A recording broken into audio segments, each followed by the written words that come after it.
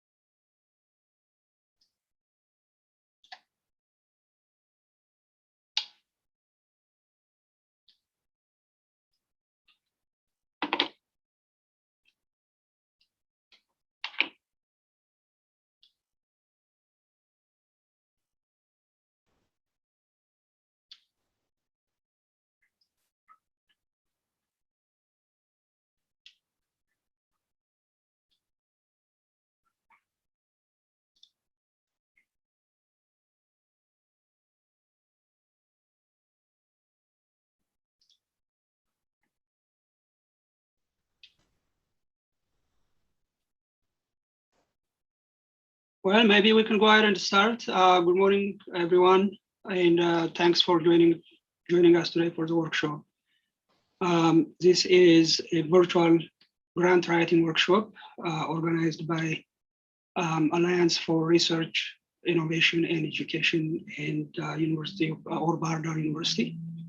And this virtual workshop is hosted by the University of Northern Iowa in Cedar Falls, Iowa, here in the United States. So this workshop, it's a 2-day workshop, so it will run today and tomorrow, exactly at the same time. For people in Ethiopia, that will be starts at Ethiopia ማለት ነው. So 4 p.m. local time in Ethiopia. Before we start, I want to acknowledge University of Northern Iowa for hosting this virtual workshop. We have an agreement. My name is Slaun Abebe, by the way, and I work at the University of Northern Iowa. And we have a memorandum of understanding with Bardar University, and that's why University of Northern Iowa is happy to host this virtual workshop. And I would like also to acknowledge Bardar University. Bardar University has been a partner to AfRIE, Alliance for Research, Innovation, and Education for, I think now about 2 or 3 years. I think we passed over 2 years now. And this workshop is actually the second time that we're organizing. So we're very happy for their partnership. I would like also to acknowledge Rick Seeley. He is our manager here for the Learning Technologies unit of department at the Educational Technology and Media Services here at the University of Northern Iowa. Rick has been very helpful for setting up the webinar, and also he was my go-to person whenever have some technical issues with Zoom and YouTube. So I'm very grateful for his help. And he will be with us for the first few minutes to make sure everything is running smooth. So this is the schedule for the workshop. So this is again today workshop, today and tomorrow. There is only one minor change in the program on number 9, that will be for tomorrow. So number 9 was actually after the discussion. So we moved that up so that if you have any questions related to this networking and developing integrated research, that will be time to discuss that one as well. So again, before we start the program, I would like to say a few things, a few for housekeeping. One is you will be using the same Zoom link and YouTube link that was sent to you, except the YouTube link. Right now, I think everybody can join in through Zoom because we don't have a lot of people right now. But when the number is over 500, I think Zoom automatically will direct you to the YouTube link. So use the YouTube link that I sent you, the revised one, or the updated one that I sent you this morning. Initially, a lot of people had signed up, about actually over 1,400 people. And that's why we also thought we can link the seminar to YouTube so you can watch it live on YouTube as well. So because of the large number of attendees, your video and mic are turned off. You will only see or hear the speakers, okay? For you, if you have any questions, you're gonna have to submit those through the Q&A feature through the Zoom.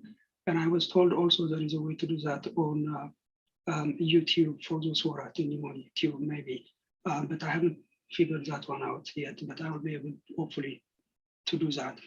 Both of these are recorded, so we will go through that and we will summarize all the questions and hopefully we'll try to answer those during the Q&A time or as soon as we can. Okay. So with that, I'm gonna invite Dr. Jonas. Dr. Jonas Bedau will introduce AfRIE just very briefly, and then Dr. Tesfaye Mersha will present the grant writing proposal, the ins and outs of grant writing proposal, and then Dr. Daniel Ngobahari will present on just kind of overview of some of the major US funding agencies and some other Canadian and European funding agencies. You can see in the speakers here, some of them are in boldface. That means those are the people who will be giving the presentation. The others would be, the other people have just contributed for the presentations. Jonas, I am gonna stop the sharing so you can share your slides.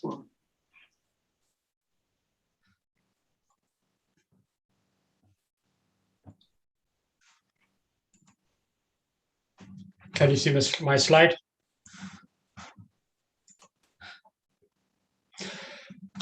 እንደምን አደራችሁ፣ እንደምን አረፈዳችሁ፣ እንደምን አመሻችሁ.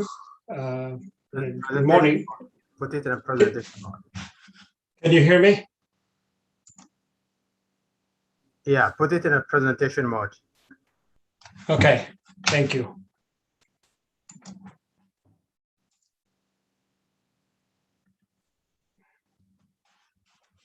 Okay, I'm fixing a couple stuff here.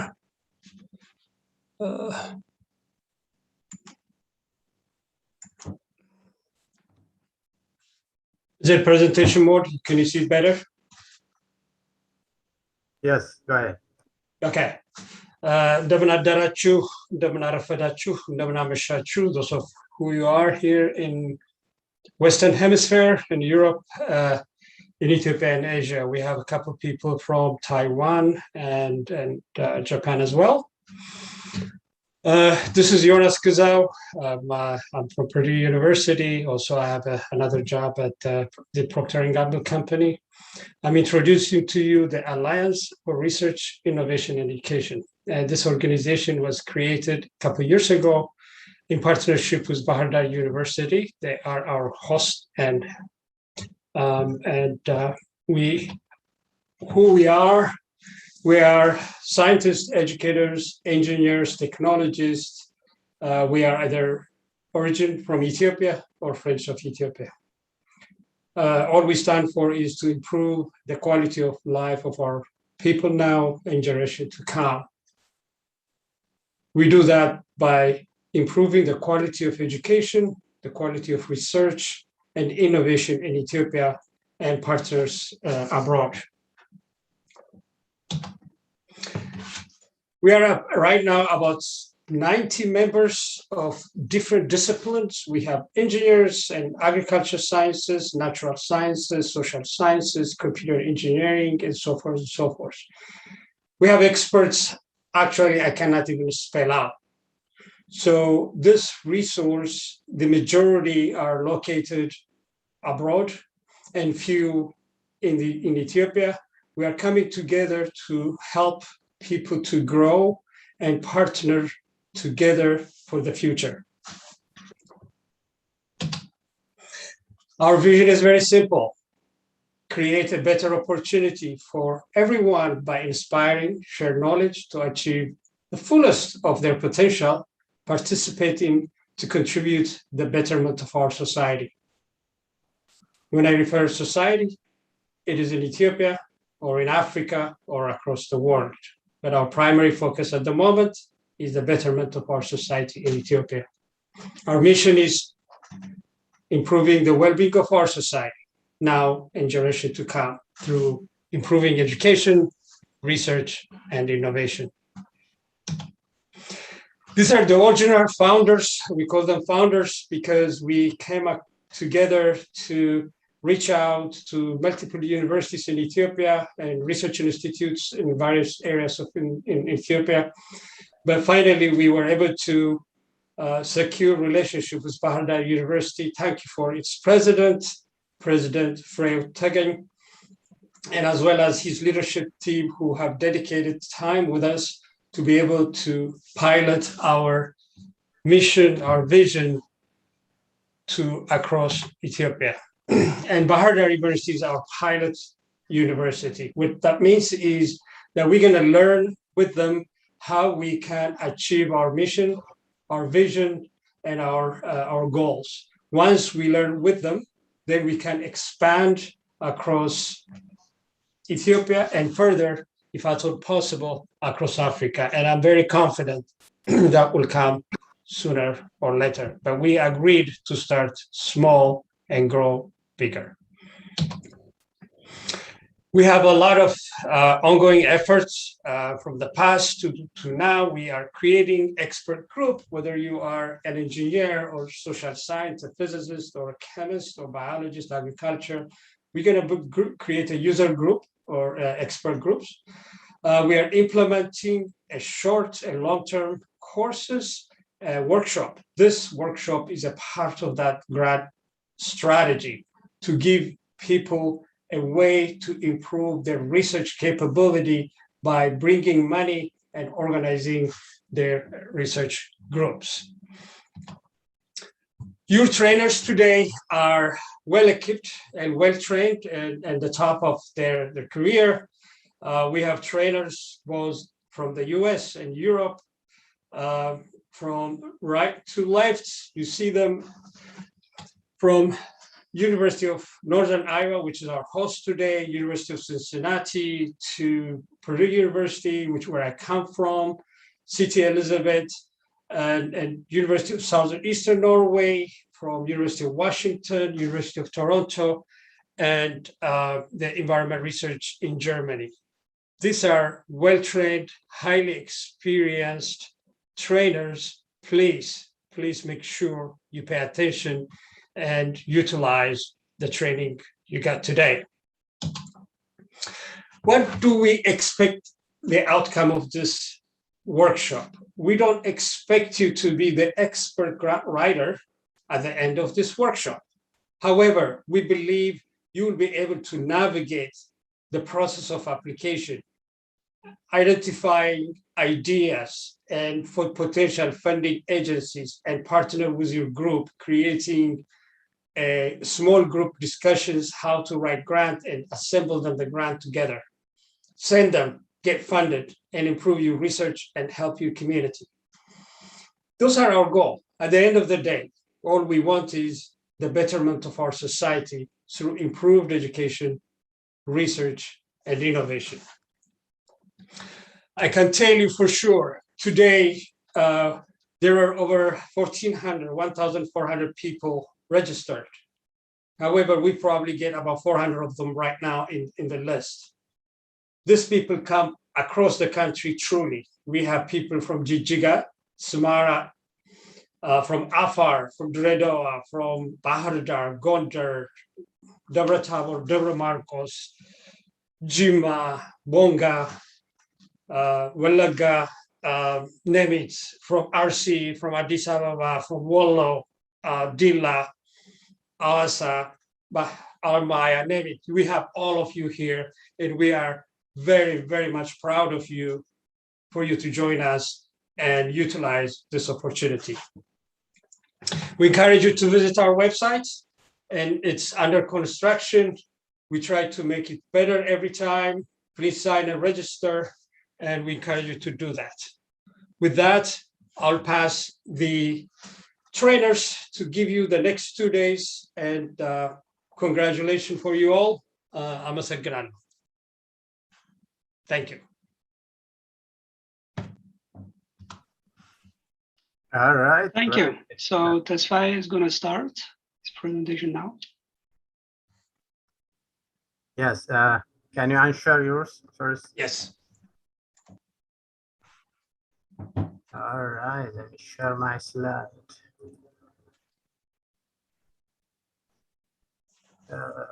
Put it in presentation mode.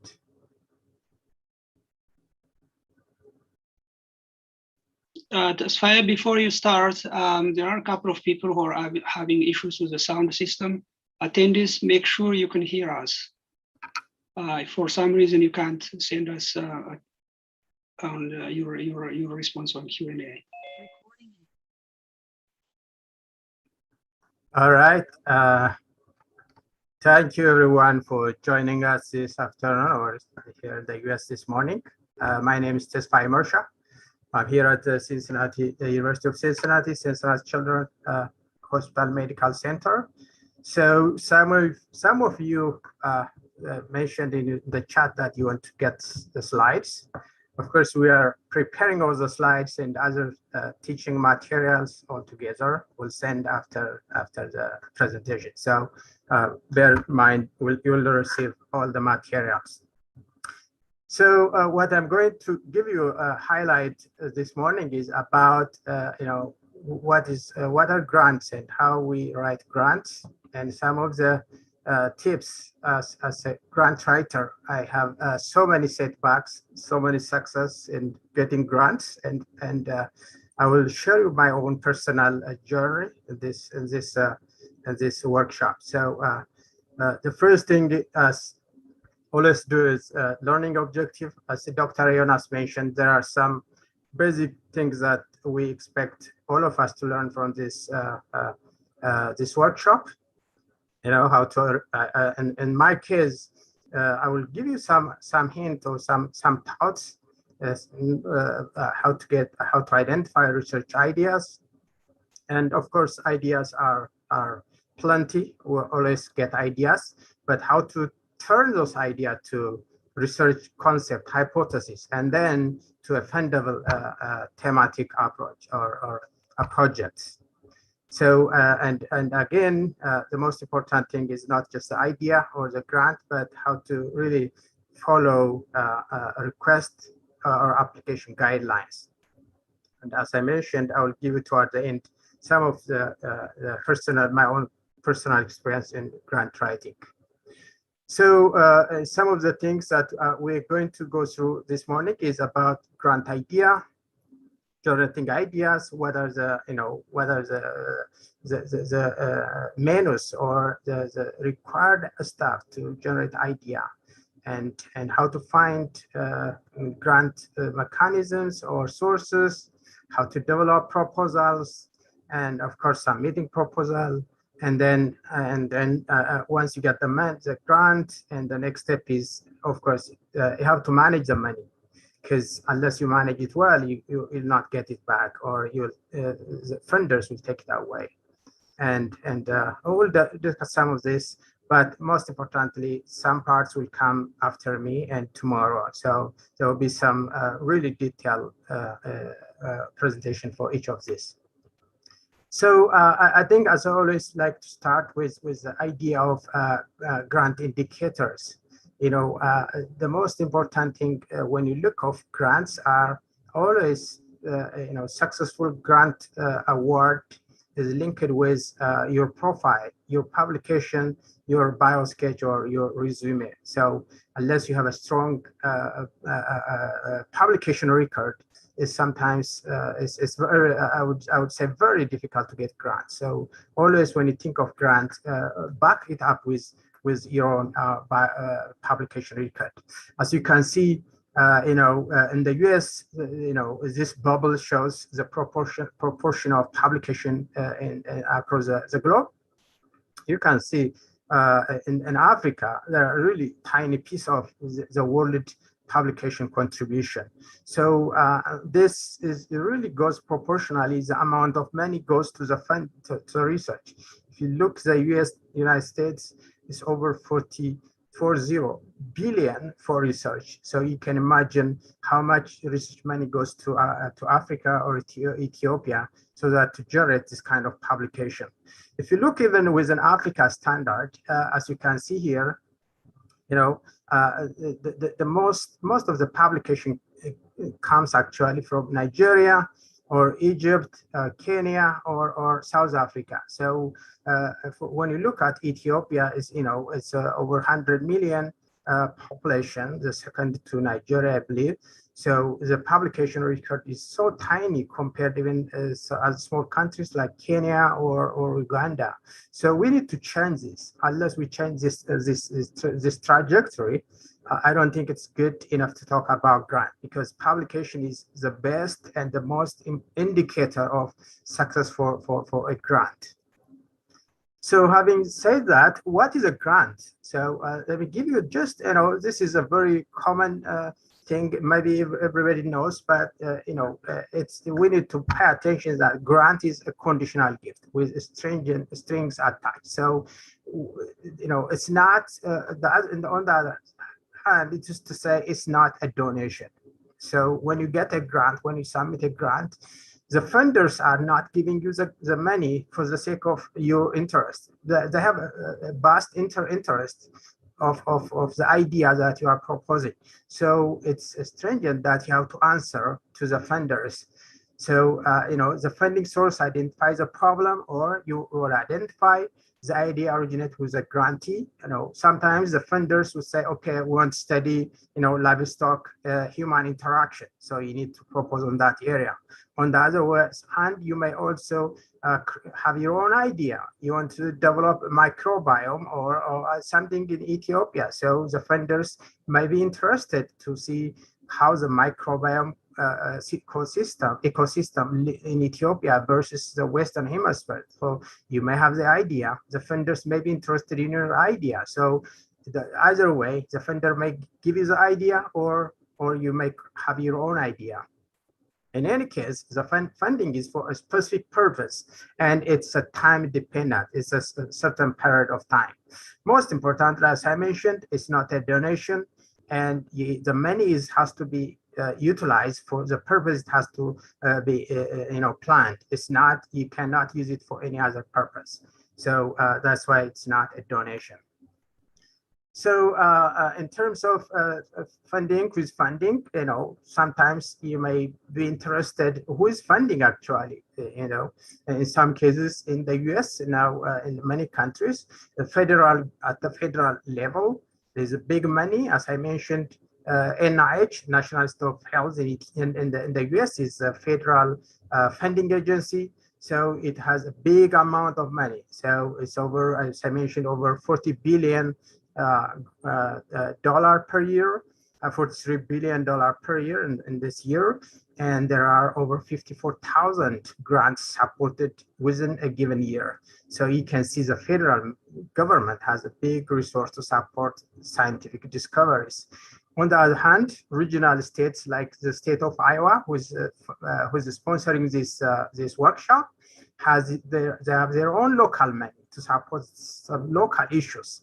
And the same is the case of the state of Ohio here. We have also local money from the state governor resources. For example, we recently got a genomic research grant from the state of Ohio governor's office. So there's some local, but the money is really small compared to the federal. So, but sometimes it's not just the federal, there's also private funding agencies, as in this case, like foundations, private foundations, and corporates, like, when I say foundations, like the Bill Gates, Melinda Bill Gates Foundation, and others, and the corporates like the Pfizer and other companies, they also support. Of course, their interest is very different. So you'll get this slide. I'm not going to go each line because I want to cover some other important things. But you may think of it in submitting or in looking grant. There is also private and public sources.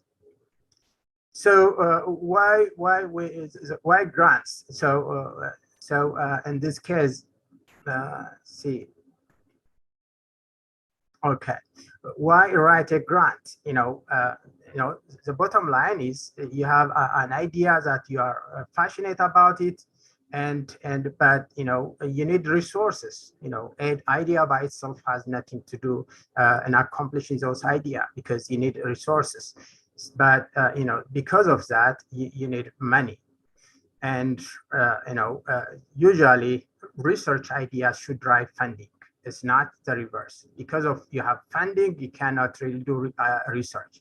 You should have idea in order to start funding. So there are, as I mentioned, funding could be internal and external. But these days, as most countries, maybe including Ethiopia, internal funding is very limited. That's why we need to look external funding. For that purpose, we need to write grants.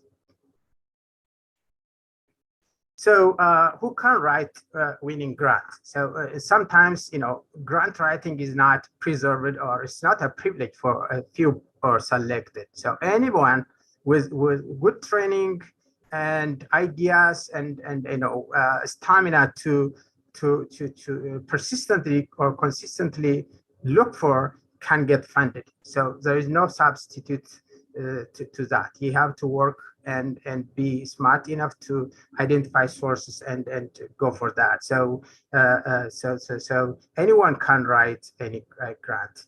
So the first thing is identify the problem, and you also need to identify appropriate funding agency, and of course to look at the requirements, and of course start writing ahead of time. I will come back to that.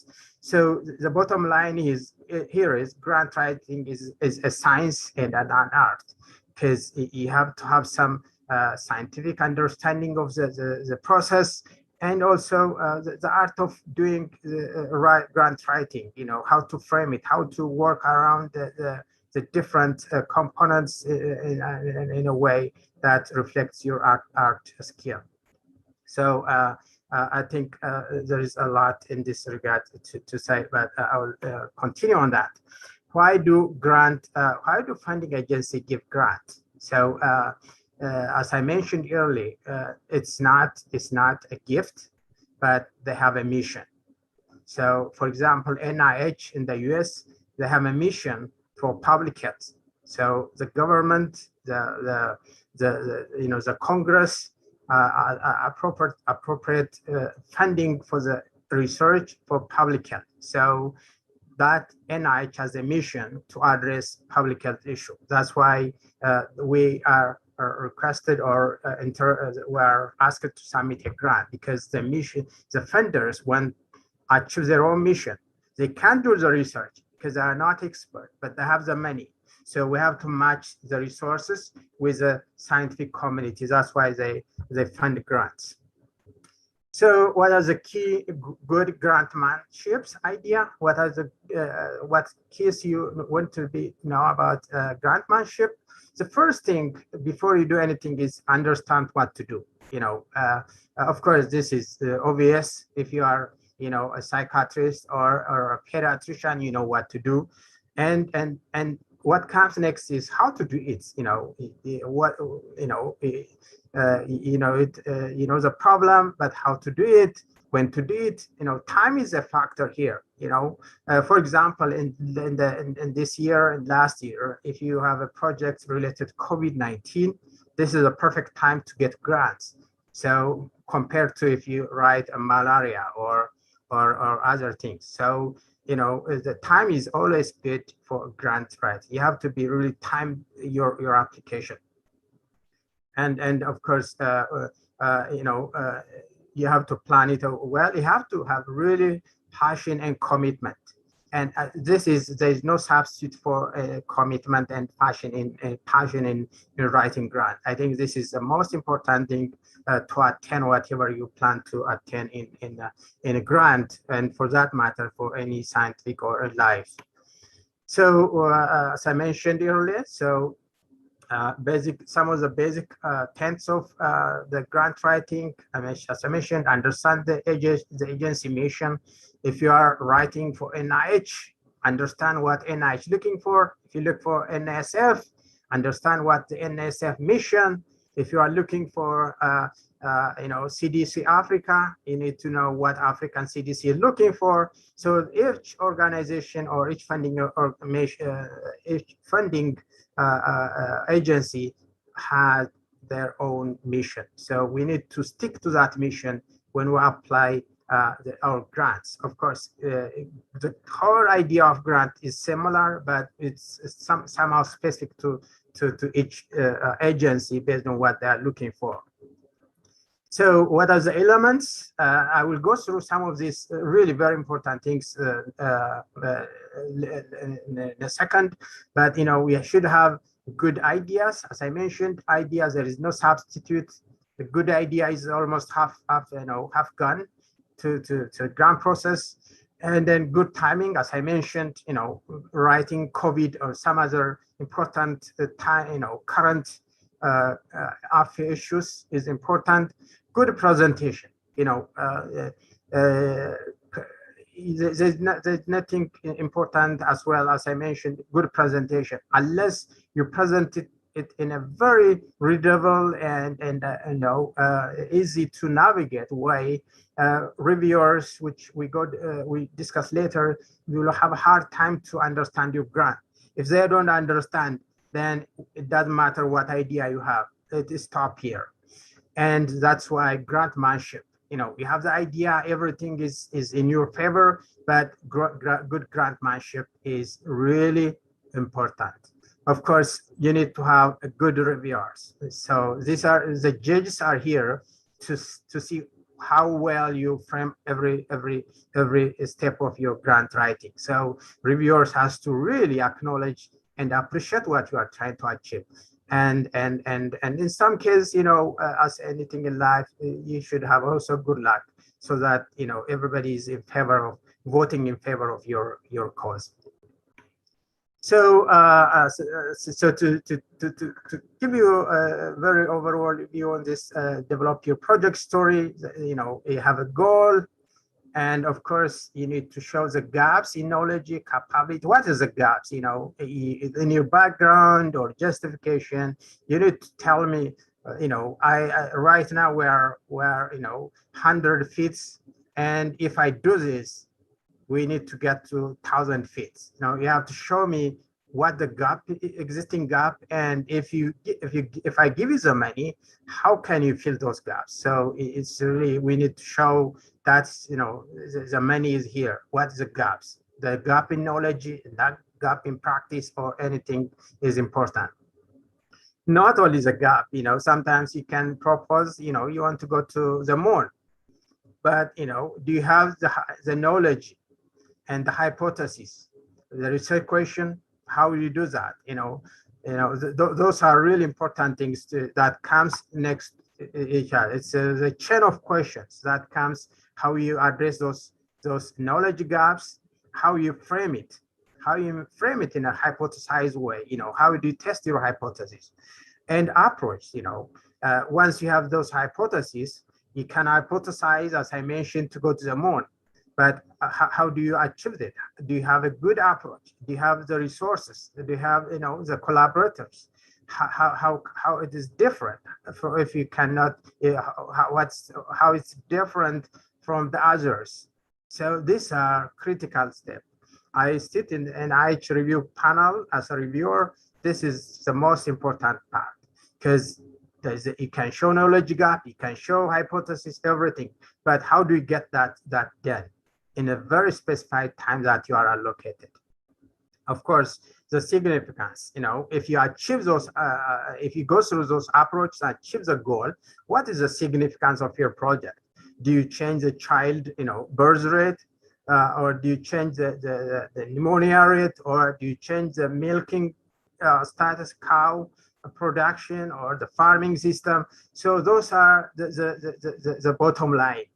Everything we said depends how significant your projects are, which we call it impact in the NIH system. But I think these are really important points you need to pay attention in your write-up, any grant write-up. So again, this is a chain of process, from planning, writing proposal, identifying potential funding sources, and always you need to contact those funding sources. If NIH is you are interested with NIH, there is always contact person or contact email. You have to contact them and ask more questions. They are there to support your because their mission is to get some good ideas, because they have the money, but they don't know how to do it. So there's no harm to contact those people and ask questions. And you submit the proposal, and of course, sometimes you may not get the money at the first time, and you revise. So we'll come back some of this later. So again, this is a very important slide, even if you don't see anything except this cartoon, but it's a step-by-step process. You start from a little, you cultivate your idea, progress well in a very stepwise, but a very connected way to get the results. It's not, you do it one day and then you stop writing. Writing is, as if most of you wrote a thesis or grants, everything. When you see it again, you'll see some typos or some things that you don't expect you did that. So it's a work in progress. There's no perfect person in my experience that knows everything. Always it's a step-by-step process. So what are the general tips of comments? Take sufficient time. There's no substitute of rushing, by rushing. You have to take time to prepare a good application. And in some cases, avoid using too many acronyms. And because, as you may know the field, in the review panel, there are 20-25 people, and they don't know what you are interested in. If you put all acronym in a page, then you lose their interest. If you lose, the outcome is just negative. So so budgets, Professor Joseph will go through tomorrow some of this, but I'm not going to. But in this case, font size, even the font size matters. You don't need to put different font every page. You have to be really have uniform font and typo. Take very seriously typo. That shows how sloppy you are. So typos and sentence construction, and use a clear, simple and simple declarative sentence. Avoid complicated words. When I was young, I thought writing a very complicated word or new words were useful, but now I know that's actually against me. So try to make your statement very clear that can be understood by a third, fourth grade graders. So, for example, when these are very, very really minor, simple examples. So, in some cases, you may be each funding announcement, there's a page limit. You may be asked 6 pages for R21 or 12 pages of R01. So, tell me if approximately or about, in terms of meanings, they are very similar, but this takes much smaller space than this one. So try to economize and use a more direct terms than a relatively longer one, because one thing, it will cut the space limit. I mean, you get more space to add some other important words, and on the other hand, it will be very, very direct to readers. And as most of you know this, but usually readers, as reviewers, I want to see an active voice statement than a passive voice. The new drug caused a decrease in heart rate. The new drug caused a decrease in heart rate. So it's in a passive voice form. If you change it to an active, the new drug decreases the heart rate. So this is much more easy for me to understand than the first one. At the same time, you have less, you reduce the number of words, and it's more direct. People can understand it. So this seems minor, but as a reviewer, this is a big deal to understand, because each reviewer has really few minutes to go through your grant. Again, there are some other words, I can say at the present time, due to the fact that, at the present time, you can say now, due to the fact that, you can replace because. In the event that, there are some very, tight words that you can express the same without losing the meaning. You can express the same thing in a very economized way. So, that's all about presenting your reviewer-friendly approach. Organize and use it. In some cases, I don't like to write from head to bottom without a space. So for that reason, you can have subheadings. You can have the breaks. Use topic sentence for each section.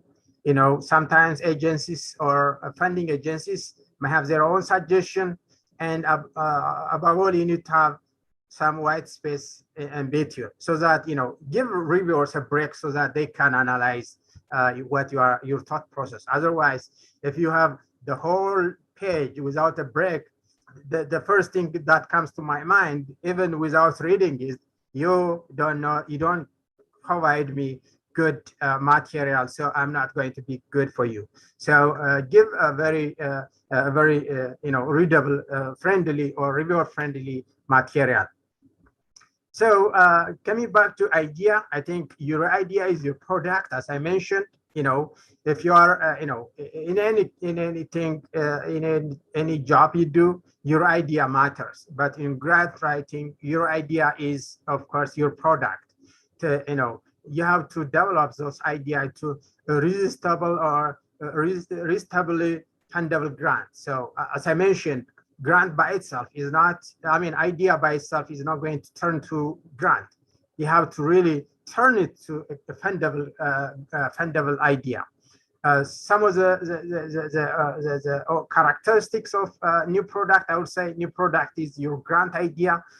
Obvious relative advantage. You have to show what is the advantage if I buy your product compared to somebody's. You may have the same product, because when you submit a grant, people apply for the same grant. For example, in the study section I'm sitting, there's 120 grants for the same announcement.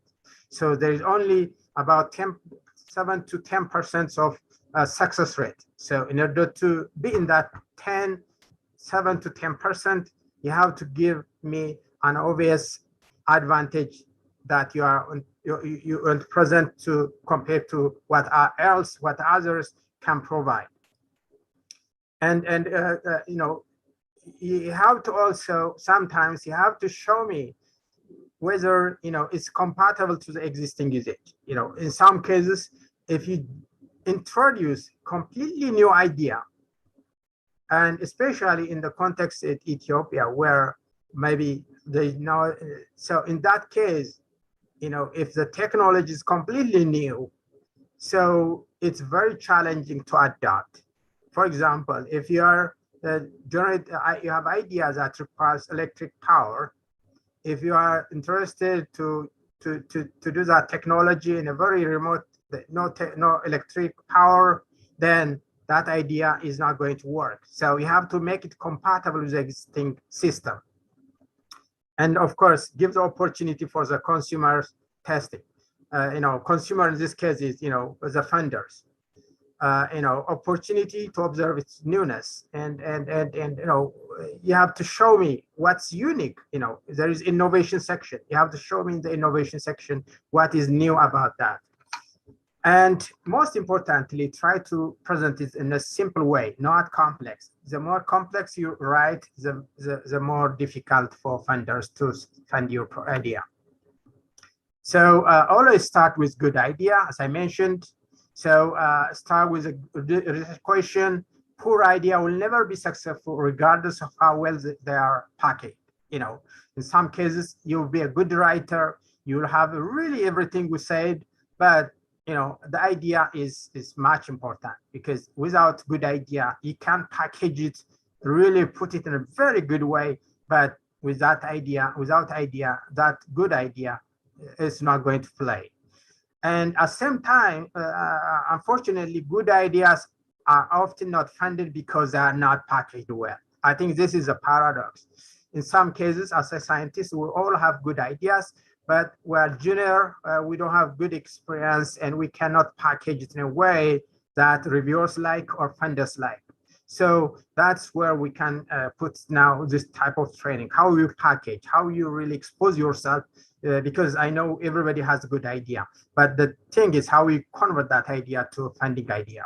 Then how you improve the packaging. So I also mentioned timeline is very critical in grant writing. You know, you can't write a grant, you know, if you see something for September, or now it's for October, November, in 2 months, you cannot really put a good grant. So that shows if you are planning to submit a grant within a month or two, that shows, you know, the lack of commitment on your side. You know, you have to have time and effort to develop a fundable grant. So you need time, and you need to develop a timeline that can really help you to develop the grant. Others can review and help you to refine it. Because if you write a grant in a very, you know, shallow way, eventually reviewers will know it, and you'll not keep those reviewers, because, you know, there are 20 people, somebody will catch what the problem is. So you should have time. If you have enough time, you will catch all, you will address those issues. And of course, you need time to get endorsement support from your department, your universities, the government officials, and others if necessary. So unless you get time, you cannot get all these supports in a good time. And most importantly, submit your grant well ahead of the deadline. These days, everything is online. So if you stuck last minute, it's very hard to submit on time. If you miss that deadline, you are not going to submit in paper or other form. So the best would be to submit a week before the deadline, so that even if you have any problem, you will basically have a chance to resubmit. I mean, try to fix those issues. So this is a timeline. Usually we, as a grant writer, I personally like a minimum, if you are working in your field, a minimum a year to 9 months to a year is required to develop a grant. This is actually a very minimum timeline. Usually people need 2 years, a year and a half to synthesize their own idea and to reach, planning phase. There are many phases. I will get the slide. I'm going to go each step, but you have a planning phase, writing phase, and then submission phase. So all these steps, really a minimum of 9 months to a year is required. So you can't really put a grant in as you run. So the other point is finding the right mechanism. Dr. Daniel from University of Washington is going to talk about this. I'm not going to tell you the funding mechanism now, but I would say that each funding organization has their own requirements. For example, this is a very tiny slide. I don't think you can see it, but at least here, and if you are right, and as a proposal, here is a requirement, the type of materials you need to submit. If you are writing NIH, this is the type of material you need to present. And if you are writing USDA, Department of Energy, and National Environmental Health, there are different ways, outlines. What is common in all this is that the idea. Your idea is critical, and it's one way or other. Whatever you write goes in the same and different parts, but the order may be different. So you'll see it in the slide when we package this, but as well as Dr. Daniel will give you more on this. So understand criteria to evaluate proposal. This is again, Dr. Daniel is go through this process because you need to know how your grant is reviewed. What are the criteria? Which one you really need to focus? Those are really key because you can't write good idea, but unless you really emphasize on the point that they are looking for, that's not going to play well. So what makes an idea, an idea suitable for a grant is, fitness of the proposal to the problem, truly innovative. The concept, from, reviewers who usually evaluate from most impressive idea to less impressive. So, whether your idea is truly innovative, it's really very innovative, which is, breakthrough in some cases, or it's an expansion of the existing concept. It's we know the idea as a concept, but you are really expanding it. That's it's a good point. Or the other thing is incremental in advance. It's a horizontal, a little bit in advance. So and the last one is a bad concept. So these are, we always try to achieve for innovative idea, but in some cases, expansion of the existing concept is also good in some of public health ideas. If you are writing epidemiology, those are really, existing idea, but you want to reach out more people. But that's again, okay. It depends the funding organization. So again, to the scoping of your research project. So what is mostly noted is that don't go broad and shallow. So as a young people, junior people, most people try to, go broad. They want to cover everything they see, but that's not the way life goes. And at the same time, because they go broad, they don't really go deep. They are very shallow and offenders. They want to see very clear vision. So what is required, as you can see in this cartoon, is go focus and deep, and so that you have an impact. Whereas if you go shallow and broad, I don't think nobody notice even you exist there. So you have to really go focused so that everybody notice your impact and the funders know where their money, their grant is spent. So always, this is, for junior people is very hard. I understand, I have a challenge on this, but unfortunately, life is not, talking too much on the broad concept. If we can't solve the world, or even in a city, one city problem, you can't solve the problem of Bahar Dar, Wallaga, or Juma, or Gondar, or any Desi in one project. You can't go solve one. You have to have focus and go to deep. So if you scope broad and shallow, it increases risk, and you cannot really achieve your goal in a very fixed way in a short time. So again, this is an don't want to go read for you, but the cartoon tells you all what I want to say. So the key elements of developing fundable ideas, be knowledgeable, understand your own field, really critically important. Understand your own or related field. Science is changing every day, and for my own experience, I always look literature, PubMed, or other sources every week, once or twice. So it's very amazing. Even in a field, in a specific field of my own, there is hundreds of publications per week coming out. So unless I update myself to the existing literature, it's very hard to get a new idea, fundable idea. It may be a good idea, but it's already done. So you have to be really match what is timely and accurate. Be creative, look for potential power with other field. No, this is the most important thing in my own field as well. If you look at public health epidemiology, and you can look at the same thing in animal husbandry, you can look parallelities in different fields. It's not every field is very connected. You should think of one field has its own interest in its own depth of knowledge, but it may be completely new in a different area. For example, human genetics and plant genetics.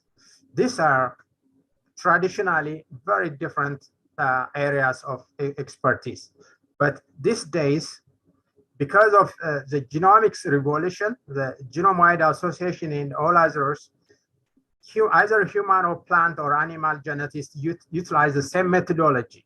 So now there is a transferability of ideas, knowledge from field to field. So my message is, don't be afraid to look other literature. If you are doing human research, look animal research. If you are engineering, construction, or other things, look at agricultural and other things. So there is no boundary these days. Everything is coming together. Be thoughtful, as I mentioned, devote enough time, and be open. I think the most important thing, and again, is science is a teamwork. I'll come to that, but be open. Share your idea with your colleagues. You have to discuss with your friends, your mentors, your departments, your idea. There is nothing you can keep your idea and be successful. Successful scientists are those who share their idea, grow with the idea, and cultivate and share and collaborate with others. So those are really important points to develop your fundable ideas. Again, if not funded, try again.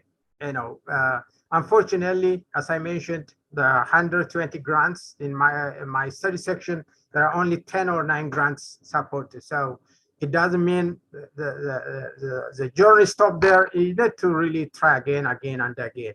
At some point, you'll be successful. That's why you have to be persistent and determined to achieve your goal. So how do you find their research perfect, or I would say research questions idea? In some cases, sometimes as a young person, anywhere else, you always think that ideas close to you are not good enough or innovative, but that's not the case. Your careful observation of, if you are a doctor, medical doctor, your patients are the source of idea. If you are farming, doing agriculture, farming community are the source of idea. So really, you have to look very closely where you are instead of, looking ideas from somewhere else. If you are teaching, students are a great source of idea, discussion with the students. So there are places where you can get idea where you don't think that's a great idea. But of course, idea by itself is not going to work. You have to develop it, make it more hypothesis driven. But there's also databases. For example, in the US, the US NIH, the National Institute of Health, they have a database. We call it Reporter. If for the sake of time, I'm not going to click this, but if I click this link, it goes to me a database where you type your field. If you are studying genetics of allergy or genetics of hypertension, then you got all the projects that has been done in that area. You get the abstract and some basic ideas, including the title, and that will help you. Oh, okay, somebody in North America or in Europe did this. Why don't I frame this in my own setup here in Ethiopia? So ideas can be also found using databases. In this case, NIH database. This is for NIH funded grants, all NIH funded grants, probably in millions of grants you will find in this website. So this is where you put the word, your term, and you click search, and eventually it really generates all type of projects based on your keywords.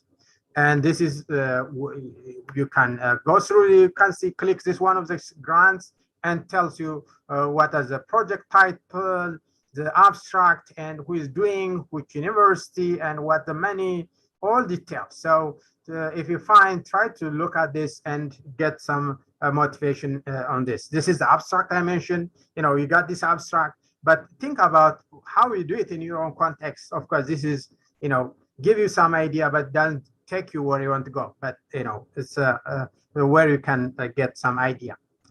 So I think in this case, the bottom line is, before you can even think about applying for a grant, you must first identify the need. And someone other than you actually think needs to be addressed as high priority. Unfortunately, whenever you think some idea, it seems you are the one in the whole world thinking about, but there's other people who trend like you or who think similar to you. But we have to look at those review publications and other grants so that you can better fit the mission of those agencies. So as I mentioned, how we convert those research questions to a hypothesis. So critical criteria for good hypothesis, it has to be feasible. As I mentioned last time, a few minutes ago, is feasibility. If you can propose to go to the moon, but is it feasible? Can you do it? Is it interesting? That means, is it impactful or is it innovative? And novelty, whether it's, it changes the paradigm or the current situation, is it novel? And in these days, is it ethical? If you want to do research in human, is that possible to do in human? If you are, embryo transfer or some other, unethical issue, that's possible. It could be a good idea, but is it ethically acceptable? And is it, of course, relevant to the current situation? So these are criteria when you think of your hypothesis. Well, there's a linear progression from your idea, your program statement or gap statement to create your objectives. Once you have objectives, you go to the central hypothesis. The objective of this project is this. We hypothesize, okay, what do you want to test? What is your null hypothesis, alternative hypothesis? And then based on that, what are your specific aim? What are, 1, 2, 3 you want to achieve? And then what are the expected output? So these are, really circular thing. It goes feedback each other because there's never stop from revising, or the output will generate a new idea and you come up with a new project, and it goes throughout your career. So, how you frame critical needs. don't assume one has every thought of your idea. Your idea is unique, or at the same time there are some other people may have it, but you always assume your idea is very unique to your station, especially if you have a demographic issue. If you want to do it in Bahar Dar, then that's a unique environment setup, and that's to address those assumptions, your tests. So you want to test your assumptions, what are the anticipated questions, and what are the guidelines. So these are project goals, methods. Professor Joseph will go through tomorrow about this different aspects of grant component. So here I want to say about the SMART rule. When you propose your objectives, I think the first thing is you have to be very specific. I think we already discussed how deep and specific you need to be. Clearly, concise, verbally interpretable, and one outcome. You can have multiple outcomes, but if you have one outcome, that's most impactful. Measurable. What is measured? You can't just say, okay, I want to see this. Actually, you have to say, I want to determine. You have to have a measurable outcome. And of course, as I mentioned, you have to achievable and relevant is the need based off the need of the funders and the community, and timely. As I mentioned, every project has time and specific time to get it and to renew it. So you should really focus what are the timely questions you want to address. As here I mentioned proposal goals and objectives, but I think you will get the slides. So what are the guidelines for stating the problem? It should be brief, simple, focused, and limited in scope. As I mentioned, you can't really put a long list of scope. You have to have a limited scope. The difference is you will have a long-term scope or long-term goals that can be broad, but for the project, you have to have a limited scope so that you can achieve within the funding period. Usually funding is for 5 years or less, so you have to have achieved those goals in 5 years. And each of your idea has to be really work together, flow logically. If you want to propose, animal husbandry, the idea that comes all should be related to animal husbandry, if that is the case. Because if you have really ideas that are not flowing together, then it's very hard to navigate for an investigator. So you have to have a logically, synchronized project idea. And I think in some cases, I would say that sometimes people like the word characterize, but in my experience in writing grants, characterize is a very loose term. You cannot really test it directly in an achievable way. What is most common and useful word is to determine.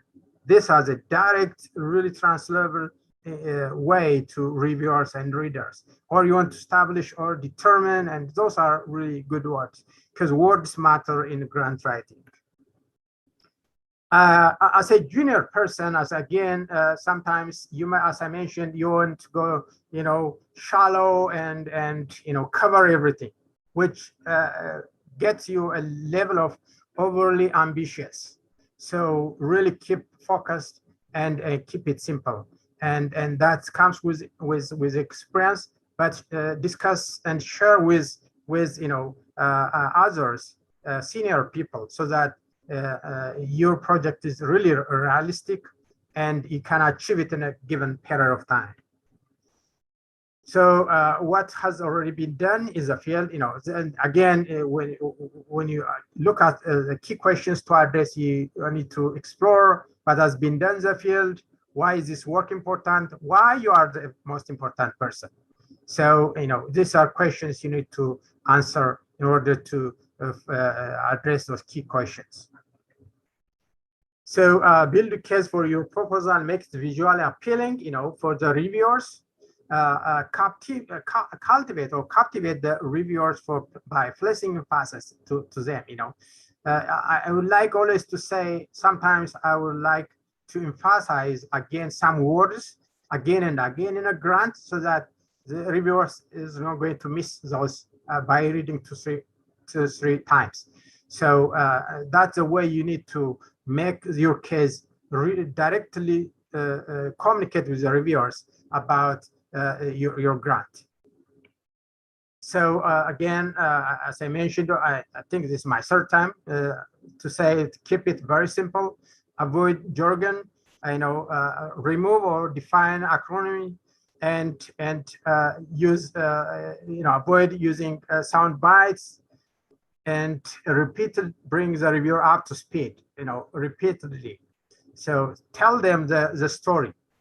When I write a grant, I like to tell them a story from A to Z instead of starting from G and go on, because they don't know about what I'm thinking. I have to teach them. I have to really grow like growing a plant or a seedling. You have to tell them the story so that this is like baby. You have to see the development. As a reviewer, I want to see where you start, what you want to go, and what you want to achieve. So as I mentioned last time, a few minutes ago, not every proposal gets funded. So you have to submit a number of different proposals. In my own experience, probably I submit 5, 6 or more grants every year. Sometimes I get funded one of them, sometimes may not. But the generally, as a scientist, we don't never stop from doing it again, because unless you do it, nothing will change. And by the way, when you're not getting the money or the grant, you don't need to get mad. Rather, you need to be appreciative of the reviewers. They give you the time for you to read your grant. So keep in mind, they are helping you to get the money, but unfortunately, the ideas, they didn't get it well. So what I always say is, once I submit a grant, I never look it back. I just, look at different new grants, how to submit a new grant. So think about as if you never submit a grant. So the time will tell you, but don't look again about your grant submission, because you never know the results. The best thing is to move on to a different grant ideas or collaboration. So finally, there are 10 rules of grant writing.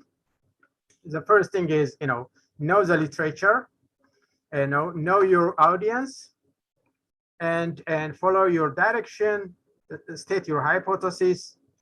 Don't be sloppy, as I mentioned, typos and other things. Demonstrate consideration of alternative ideas. In some cases, we may write that the sun rises in the east. But we know that the sun always rise from east. But in grant writing, you have to consider what if not. So you always need to put alternative ideas, in your writing. So and at the same time, you have to acknowledge the limitation of your proposal. I know we write a grant with good idea, with good intention, but we never cover everything of that idea. So we need to add limitation of the proposal. And that is, again, important. You need to get independent review from collaborators, from friends, from seniors. So I think it's important. You need to show other people so that what they feel, and obey the 3 C's, concise, clear, and complete. Those are really important and terms. And finally, don't give up. This is a keyword in my talk. Don't give up, because everything, you may be successful one time, but not many times, but you have to keep on. Don't give up in grants or in life.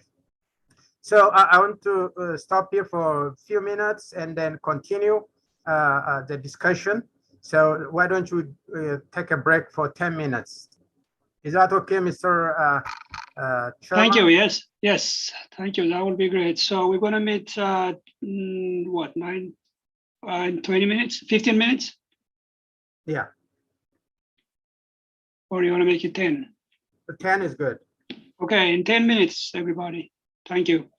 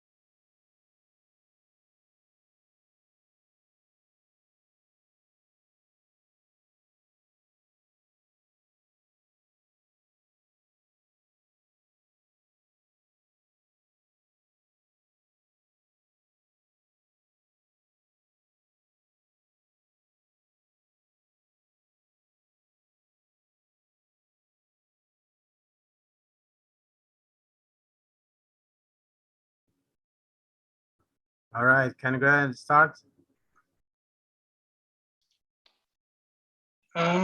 Yes, it's time. Yeah. All right, guys, let's get started. In the break, I've seen very good questions. Actually, very important question that probably will have a discussion. But before I forget, one important question was why we need to include the limitation of the project. I think this is very important. And in reviewing grants and in my own grant, that sometimes make or break your grant application, because any idea is not perfect. And you have to indicate what are the limitation of your project, because of you use this method, you haven't used a new method, or because you didn't address the whole nation, the whole country, you are limited doing this research in JIMA, but whether that reflects the whole country is questionable. So those are the kind of limitation you have to indicate. But you have to back it up with alternative strategy. And what are the methods you want to address those limitations? So one thing, you have to show there is limitation, but at the same time, you have to tell me how you address those limitations. So there is a way to fix that question. You don't need to put the whole problem, the whole limitation in a negative way. If you put that, you don't get the money. Actually, the limitation, you have to use it as a strength, because you want to do this way in the next round, or you have this alternate method to address this limitation. But it's a very important question. It is very critical to be part of the grant, especially if you are submitting NIH grant. NIH, by the way, supports the developing country, including Ethiopia, the Fogert International, with Dr. Daniel will talk later. But I think this is a very important question. Okay, moving forward. I think I talked to in length about ideas and how we make ideas and packaging and everything. But these days, research becomes more collaborative. And because of this nature, actually the science now, it is called a team science. It becomes more science. Collaboration is not just mere of collaboration. There is a school of thought, which is a team science methodology. So we'll go some of those collaborative ideas in this next few slides. So in terms of a definition, team science is a collaborative effort to address and scientific challenge that leverage the strengths, experts, of professional trained in different fields. So pay attention, expertise in different fields. So when you create a team, which we go through in the next slide, there are certain characters, traits, or aspects you have to look. By creating people coming together, it doesn't create a good team. But you have to look at some of the required items, why and how you create team. So as I mentioned, now is the science of team science. Actually, there is a program which offers training in this area. So it's a new interdisciplinary field which aim to better understand the circumstances that facilitate or hinder effective team-based research and practice, and identifies the unique outcome of this approach in the area of productivity, innovation, and translation. So it's basically a new interdisciplinary field. So it's interdisciplinary, but in a what new way? So what is a team? People working together in a committed way to achieve a common goal or mission. The mission is the same. We want to reach the same goal, but we bring different expertise to achieve those goals. So So it's mostly in an interdependent manner. It's not you need somebody because you need him, but how much you depend on that, and that person depend on you. So it leads to a shared responsibility. So usually people in a team science come with a complementary skill. You have to have a complementary skill. One is a biologist, the other is a statistician, one is a clinical scientist, all these different expertise, environmentalist, or all these things come together. So they have a complementary skills to achieve those goals. So how you build a team? So it's called the ABC of teamwork.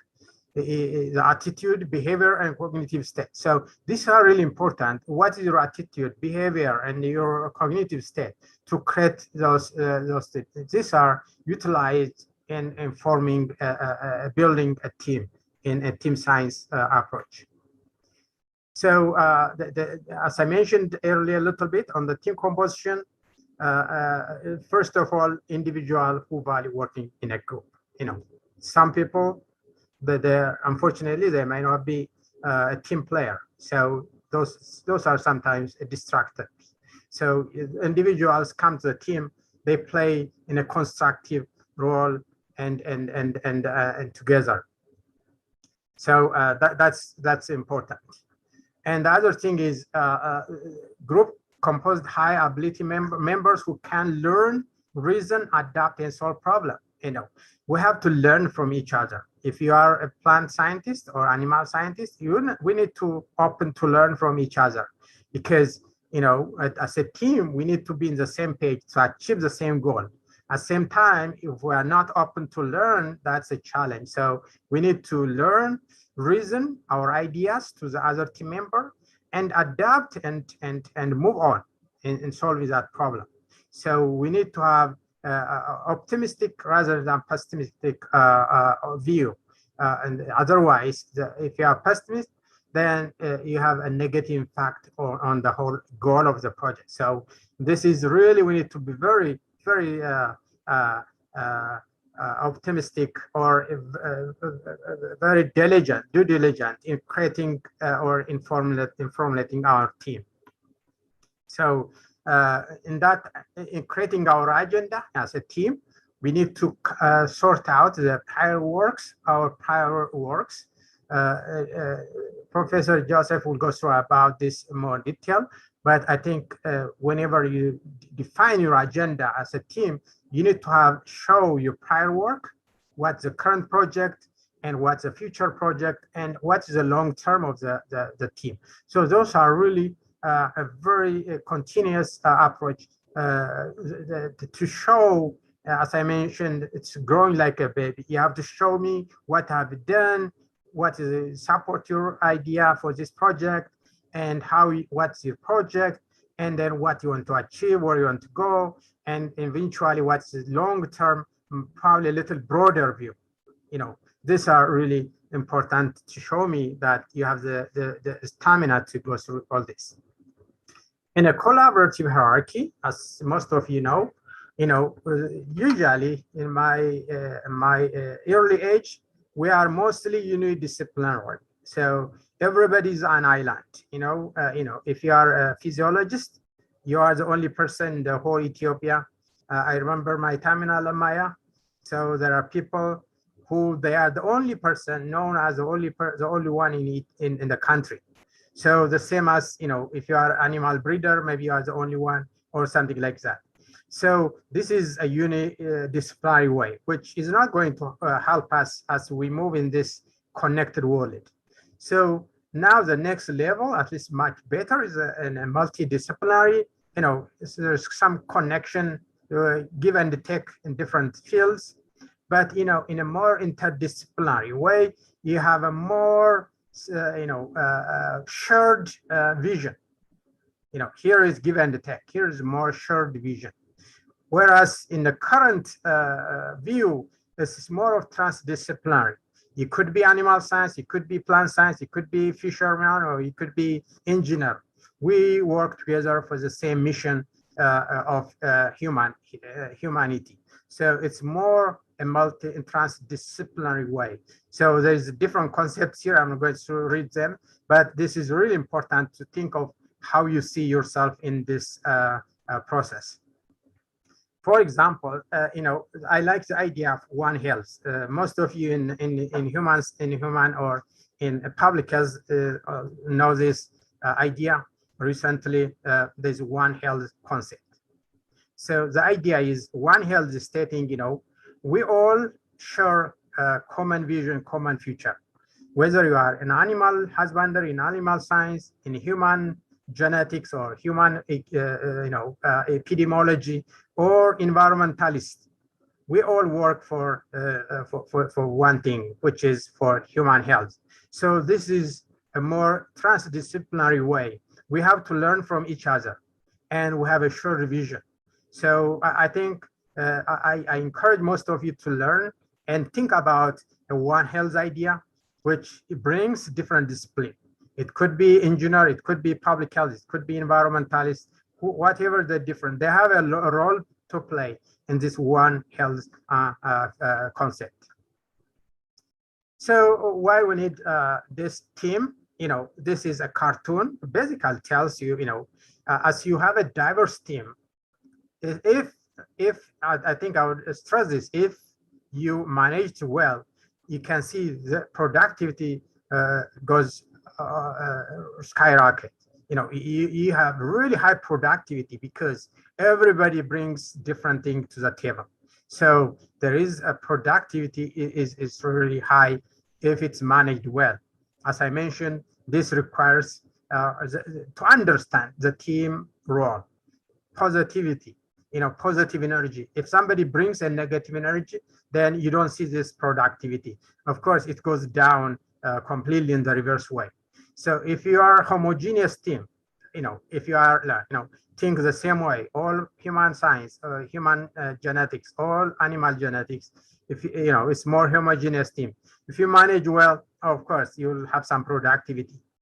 But diverse team, on the other hand, as I mentioned, diverse team here, highest possible productivity. If you don't manage well, actually, it's a recipe for failure. So that's why we need to understand what team is. It's a science by itself. How to manage conflict resolution, what everybody brings to the table, so that the productivity actually keep rising, so that others learn and prolifically grow their own research idea. So how to build and sustain your team? I think this is from a National Cancer Institute, from NIH. They have really a guide, collaborative environment. So, the first thing comes when you create a team is we need to build a trust from each other. We are all together for the same mission. So there's nothing wrong to say I don't know. So, but trust is important, like a family, like a community. Vision, we should have a common vision for where we want to go. Unless we have common vision, then everything stops there, because if I see west, somebody see east or the different direction. So that's a negative energy that I showed you the previous figure. And self-awareness, we need to be aware of our challenge limitations. Nobody is perfect in this science, especially in science. We all learn every day. Nobody knows. Even I do my own work for the last 20 years, I still learning every day. So nobody knows everything for sure. So we need to be self-awareness and leadership. The leadership is important, and all these are really important when you think of building and sustaining. We can build a team. That's sometimes easy. We can call each other for a coffee and build, but how to sustain? I think that's important. Sometimes you see number of organizations like AfRIE. There is a lot of others say we provide this, we support Ethiopia, and this was the other. But in 5 years, 10 years, you may not hear some of them. So how you sustain whatever your team? So this is really important to think about in team. So idea research team, this is a slide from Dr. Yalam. I like this because it's really important to take this home. So each with unique skills, everybody has something to support for the mission. So is everybody appropriate for the project, including all required skill expertise. So you could have a team, but also the team has to be experts of the project that you are planning. It could be very complementary, but is that complementary not your field, but in terms of your project as well? So it's important, we need to have that. If you have redundant people, the same kind of expertise in the project, that's another recipe for failure, because I don't want to see two people doing the same thing in a project, unless it's a career development grant where a junior person is mentored by senior people, so you could have multiple people with little complementary redundant expertise. But if you are writing grant, then you have to have really less redundancy and track record of working together. When you submit a grant, it's important you have to show the team has been working in the same area or some capacity for some time. So if you are just call together for today in a few days and then put a grant, I don't see you have done before this thing. And my answer will be, I don't know they work this together before. So you have to build the track record that you convince reviewers. So this is a chat message, a chat box message, if you can. What are important things to consider before initiating or accepting an offer to collaboration? So what do you think you want to, if I invite you, to collaborate with me, what is your expectation? So maybe this was a poll question. We couldn't have this access today, but that's a thing that we could discuss maybe in the future. The other chat question is, in your experience, what is the most common reason teams fail? The first thing, poor leadership. Number two, one or more disruptive personalities. Number three, unclear vision or goal. Number four, general lack of enthusiasm and lack of resources. I think you can rank them, or I think these are all important points to consider why teams fail. So finally, what are the 10 rules for successful collaboration? The first thing I would say is, don't accept any collaboration. Accept collaboration based on merits and based on, what role you play. Accepting for collaboration for no reason or just simply accepting is not really helping the person who is providing or offering you for the collaboration or for yourself. So you need to have a due diligence in accepting a collaboration. And decide who will work on what task. You should tell what are the job description or the areas that you are be assigned, and you need to stick to your task. What is my role? You always to ask in collaboration, what is my specific role? Of course, we are in the same ship, but you need to know what are really your specific role to play. And most importantly, I think, again, be open and honest, knows your limitation and your strengths, and be honest and be bold. Sometimes people get it. It takes time for people to understand some good ideas. So you have to be persistent as far as you have good ideas, and respectful and get respect. So that's really human nature. Communicate very well.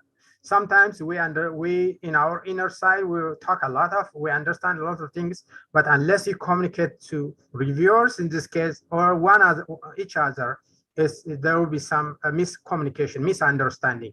We need to cut that misunderstanding at the start. Then the team will grow as we show in that figure.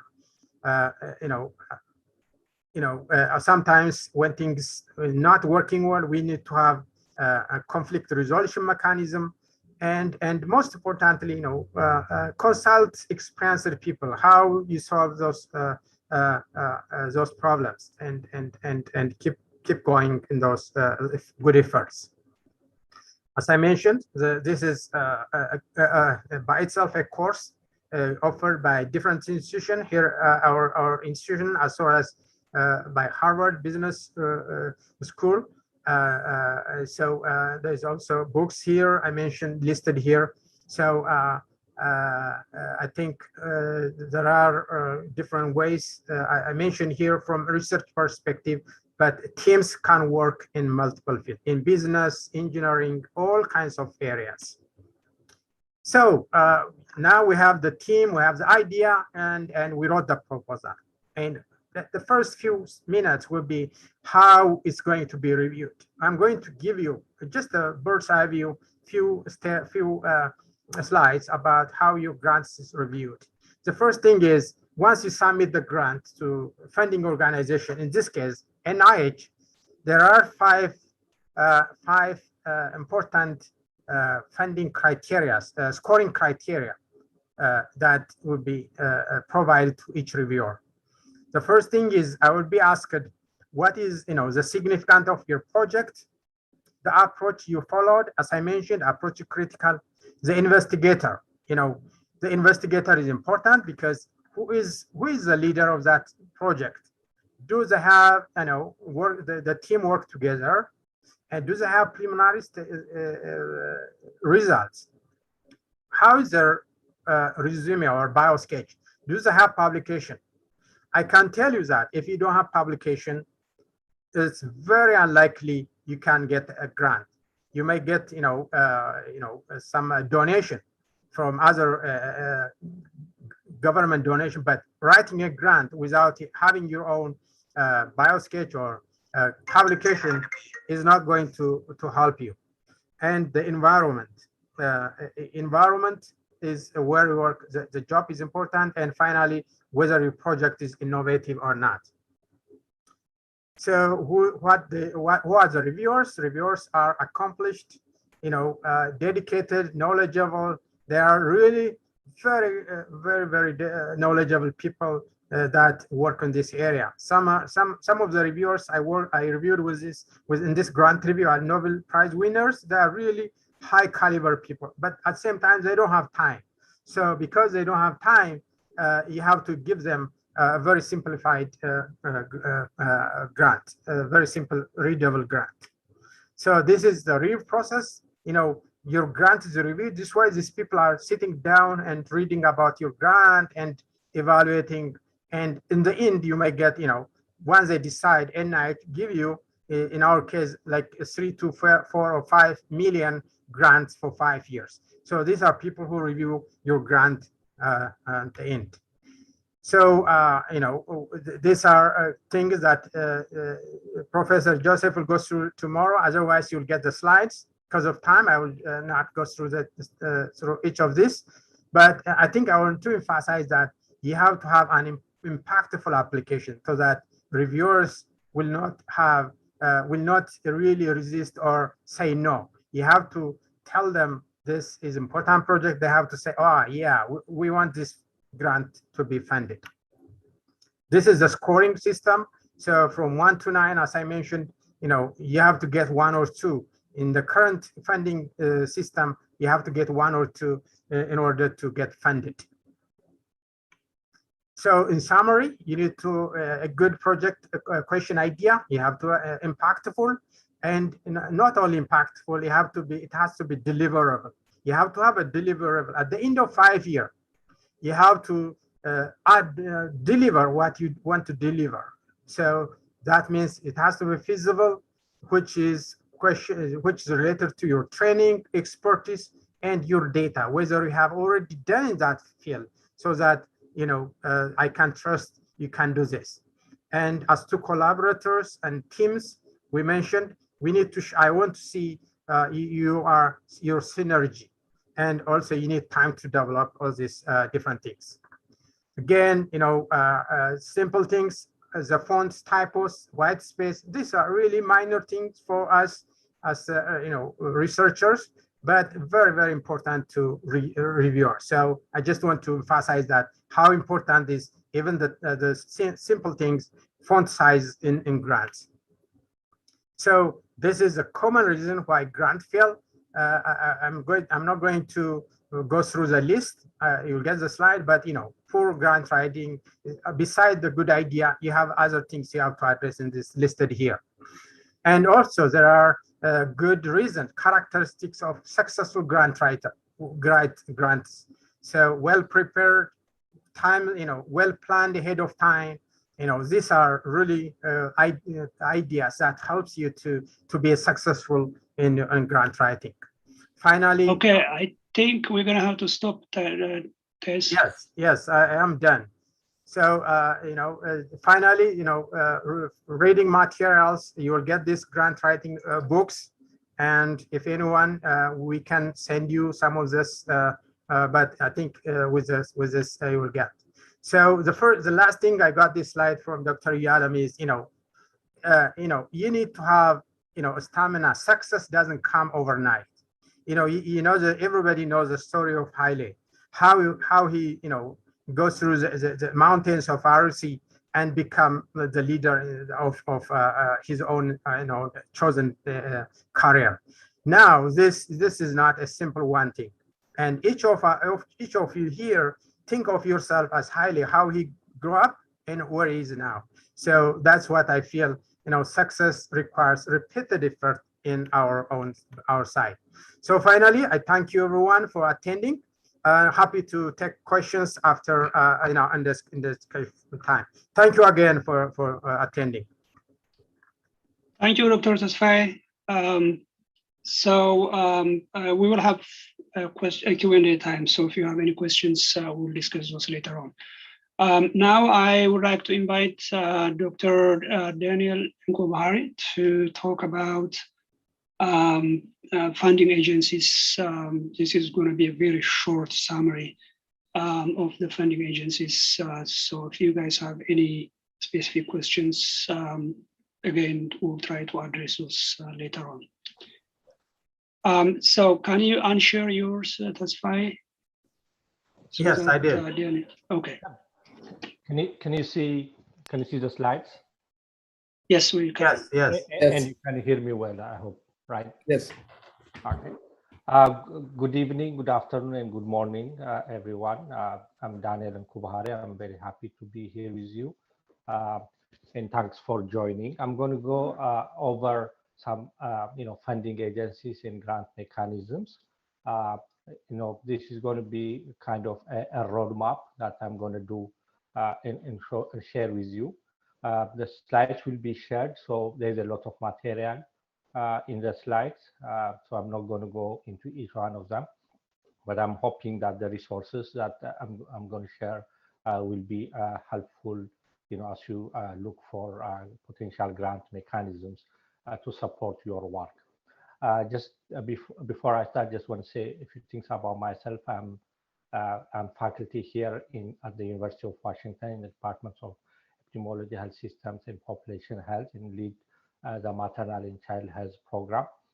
My specialty is in epidemiology and public health. I've been doing research in that area for some time now. My background is in medicine and epidemiology and genetics. So what we'll be doing today, again, as I mentioned, this is going to be kind of showing you a roadmap of all the potential opportunities that there are out there.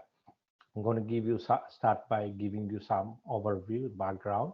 I'm going to talk a little bit deeper about the National Institute of Health, which is the largest funding agency here in the US, and go through some of the mechanisms there. And then I would highlight some of the others, including funding in agriculture, public health, medicine, and so forth. I'm going to talk about European funding agencies, Canadian funding agencies, some foundations, and then important potential industry academia partnerships. And then I would conclude by sharing some potential local funding sources. So that's what we'll be doing. Again, you know, I'm going to just go through all of these, and you can get the access to the slides and the details by looking at the links that I'm providing in the slides. All right, so in terms of, you know, some general, you know, approach to finding grants, there are, you know, a few things that we can look into. There are a number of international agencies, including the National Institute of Health, National Science Foundation, and so forth, that fund grants, where you can have some opportunities. Professional societies, you know, in every country almost have some, at least, you know, either limited or, you know, larger extent, you know, funding opportunities. International organizations, universities and academic institutions, these are all potential sources for funding. You can get, you know, knowledge about these from, again, websites, word of mouth, and some grant searching tools. And there are a few that are indicated on these slides that you can look into. There are very important checklists, you know, that could help you in terms of identifying and then preparing, you know, grant submissions. First is, you know, learning about the goals and priorities of the funding body, the funding agency. That's very, very important, as I'm going to talk about a little later. You want to make sure that your eligibility requirements would not will not include you, and you are eligible to apply. You want to make notice of the deadlines on top of funding, limitations on funding. Again, you know, want to make sure that you are okay with those limitations. You want to check if there is any cost sharing that is needed or matching funds, and where you can locate that. I want to check whether it's a short or long-term grant and whether you need a host or not. And then, very important, as Dr. Tesfaye, you know, indicated, you want to make sure that you are very clear about the application procedures. Now, these reminders are very important, and I'm going to repeat them at the end as well. You must really know what the institute and agency wants and is mandated to fund. So, as Dr. Tesfaye indicated, you know, this is not a donation. The agency, the institute funding the project has a need that, you know, it feels that you will, you know, satisfy, and therefore you really want to know what they want to fund. It's not about what you want get funded. It's about what they want to fund, and so you want to align your, you know, proposal in the way that it aligns well with the funding agency's mission, and this is very, very important. Always try to position your idea to align to the mission of you know, the organization and make it relevant. And then lastly, be aware of the announcements and the procedures that are needed, you know, for the application, and this is very important. Many grants we see don't get even reviewed just because they did not follow the appropriate procedures. So these are important concepts. Now let's talk about some of these funding agencies, and I'm going to start, as I say, with the National Institute of Health, which is the largest funder by far of, you know, health-related grants in the United States. So the mission, as shown here, is to science in pursuit of fundamental knowledge about nature, behavior, living systems, and application of that knowledge to improve health and reduce burden. And so this mission is listed in the link that's shown. Daniel? Yep. Can you closer to the microphone or Okay. talk a little louder? Okay, I will. Better? Is this better? Yeah, yeah. Okay. So the National Institute of Health has several institutes, more than 20, closer to 27, and these fund different types of research as shown here. So you want to identify those. There are different opportunities that it provides under different announcements, parent announcements, programs, request for applications, and request for proposals.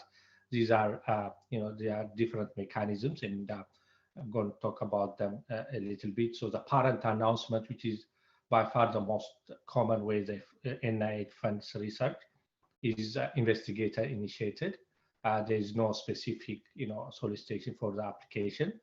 There are standard deadlines 3 times a year, the winter, spring, and fall, to submit this grant. And this is, you have an idea, you don't look for announcement, you just submit for funding. So that is by far the more common way of funding that NIH follows. There are what we call program announcements. These are specifically for particular interest area, and so depending on these in the interest area that NIH wants to fund, it releases announcements, and so these are announcements. Based on that, you can apply. These are in general have a better chance of funding than the parent announcement, because a specific amount of money sometimes allocated for this, and you can see what NIH is interested in. The request for applications is even a more specific research area with some set funds that are allocated for funding some programs. And again, if you are interested in that specific area, you have a much better chance of getting funding from these RFA announcements. However, they are competitive as well, because there is a specific set of funds that is set aside for these. So these are different mechanisms. And then there are the request for proposals. These are contracts, and an example that is shown here, and you can check the link there. This is for contract research opportunities when NIH has some need, and they release these contract research opportunities for conducting research. So in terms of finding what the funding, the right opportunity is for you, these are various resources that could help. So I encourage you to to check these out. And particularly, I want to highlight the third bullet point, which is find grants opportunities. And I encourage you to sign up. It doesn't take anything, but every week they will send you potential grant opportunities at the NIH. So these are ways of identifying a specific opportunity that you can apply for, compete for. As I said, there are many institutes and many mechanisms. Here are some examples. This is an alphabet soup, as you can see, but these are very specific in terms of their goals. So you just need to be aware of each of these. To make sure that you are aware of this, you should really know the NIH language and look into this. So here is some explanation of some of them, by no means comprehensive. So the research grants are denoted by the R series. Research projects are U, career developments are K, trainings are T, program projects are P, and so forth. So one of the very important things to note is how to better understand how NIH kind of classifies these mechanisms, and how it kind of solicits proposals. So the submission process is very streamlined.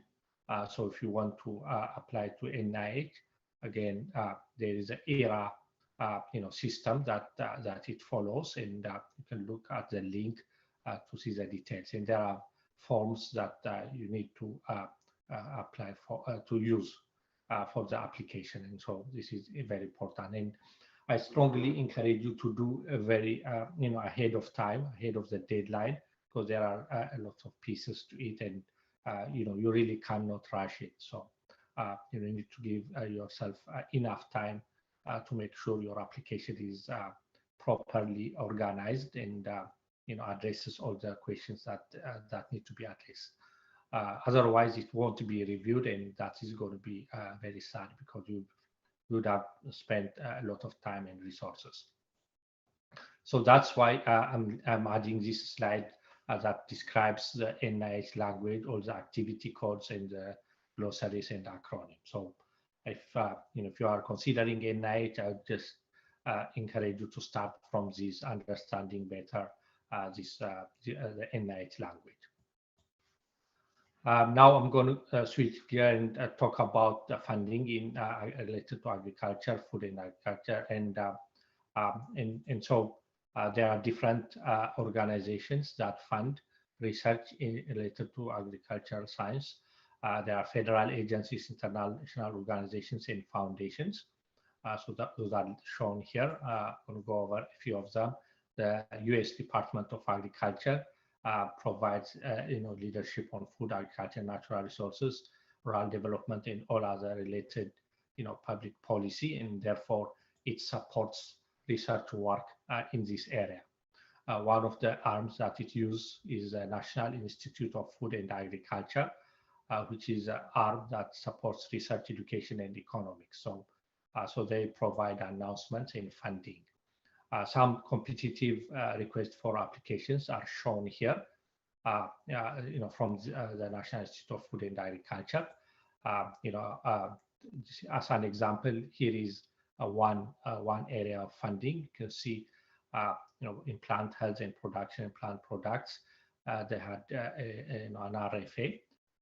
Of that, there are also specific ones, and you can also choose which one may work for your specific area of interest. In this case, I'm the highlighted one is a plant breeding for agricultural production. And when you go there, you'll see all the details about the funding opportunity and see whether it matches your interest. Now, for the NIFA applications, here are the different checklists, and this is a reminder that each of the agencies that solicit applications have their own, checklist of materials that you need to submit. And here is an example from the NIFA application checklist. Now we'll go to some European Nordic grant opportunities. So I'm going to talk about a few of them. Here is one, Horizon 2021-2027 scheme, which funds research in that area. The Erasmus is an EU's program to support education, training, youth, and sport in Europe. Again, all the links are in the slides for you to learn more about each specific one. The Norwegian Aid for International Development, again the Norwegian Agency for International Cooperation, which here I've been funding work in Ethiopia. SIDA again has been funding a lot of work, some understanding. The Danish International Development Agency and the GIZ, the German Federal Ministry for Economic Cooperation and Development. And so all of these agencies, including this German Academic Exchange Service in the UK, fund programs in their different interest areas. And so we need to be cognizant of that and see if any of these interest areas match our areas. Now, in terms of Canadian funding agencies, the federal research funding goes through three. There are three arms for the federal research, from the Canadian government: the CIHR, the NSERC, and the SSHRC. So the funding types also vary, similar to what I described for NIH. It could be either investigator initiated or specific to build specific capacities in some areas, or applications of research in improving policy practice or procedures. As I say, CIHR, the website is shown here. It includes broad agencies, about 17 institutes shown here, and the focus again is very broad in terms of health. The CIHR again it promotes international and global health collaborations. I've highlighted here the link that may be of interest specifically to you, but there are also other potential mechanisms for the SIHR.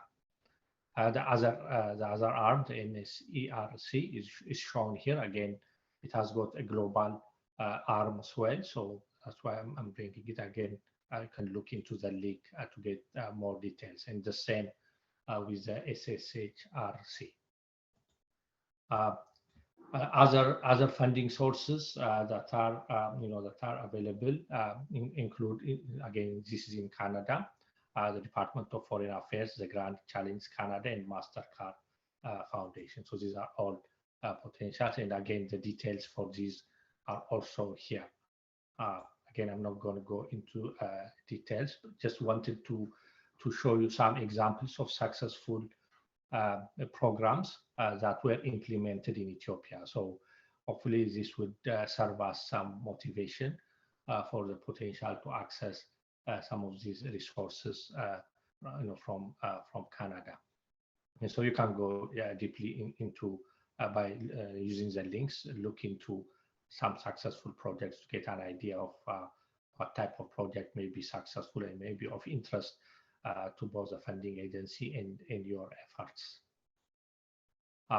And then lastly, the MasterCard Foundation, which is based in Toronto, also funds research projects, particularly related to finances. And the goal is to advance learning and promote financial inclusion, particularly for people living in poverty. And then also there are examples of some successful projects that were funded from this organization as well. Next, I'm going to talk about some foundations and agencies that could be a good sources of funding. The Bill and Melinda Gates Foundation is one of the largest, if not the largest, philanthropic organizations that promotes people's healthy people's productive lives. And there are different areas that are of interest, particularly the four that are shown here: the Global Development Program, Global Growth and Opportunity Program, the Global Health Program, and the Global Policy and Advocacy are all targeted at foreign countries to the US, and so they have a significant investment in Africa and specifically in Ethiopia. And you can see some of the level of funding that they have, they have already provided. It's over 54 billion. It's like a couple of years ago before COVID started, and now it really is much higher. So it's a major source of funding.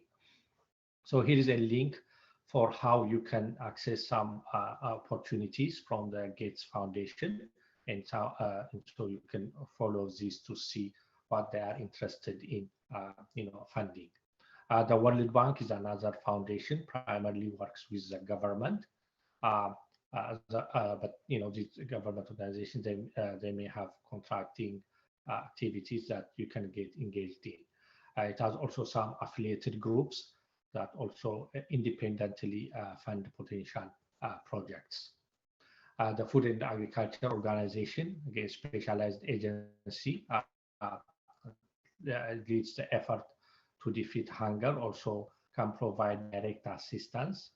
It also helps specifically in identification and submission of direct assistance proposals.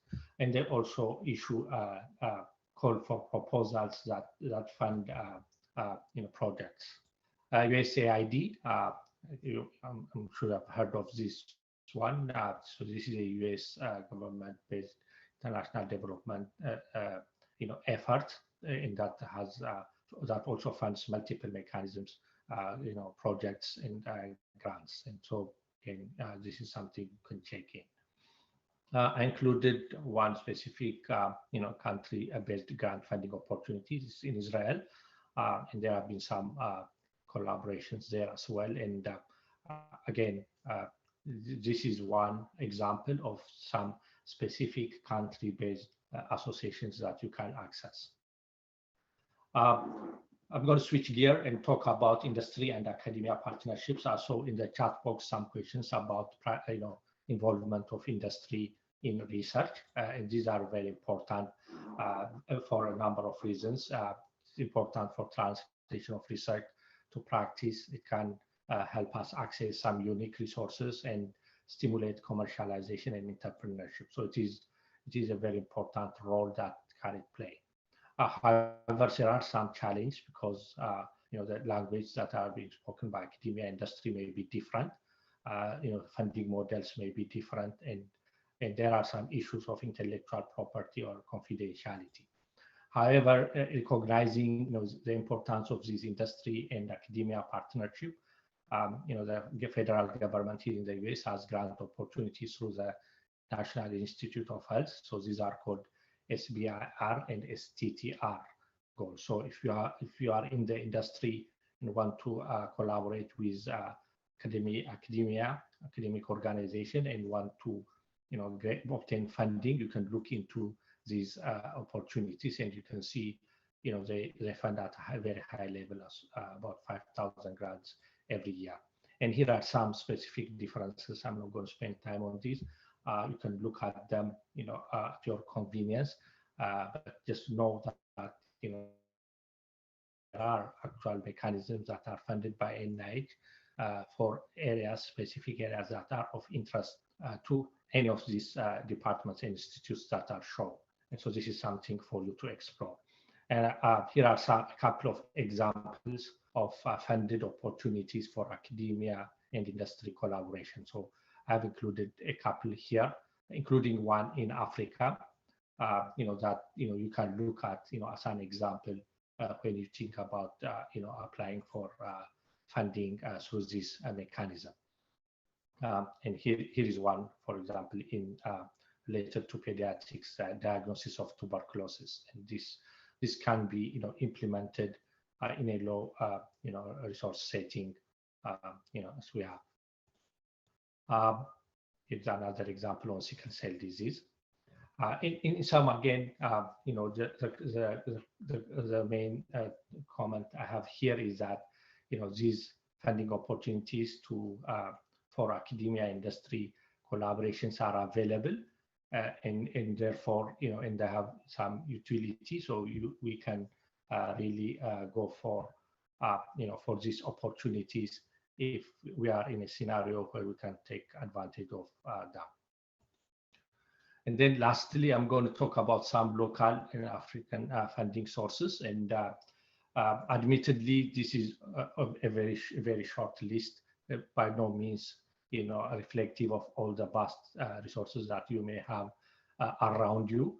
But the goal, the thought I have here is that to encourage you to look around where you are for these opportunities. And what I'm trying to do here is provide links to where you may look into for different types of opportunities. So there's the African Academy of Science, the African CDC that provides some funding in health-related work.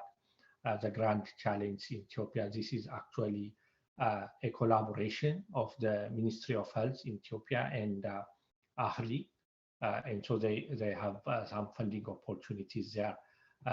There is funding. I know a number of you are potentially interested in short and long-term academic programs. So there is a link that you can use to see if there are any funding for academic program opportunities that you can apply for.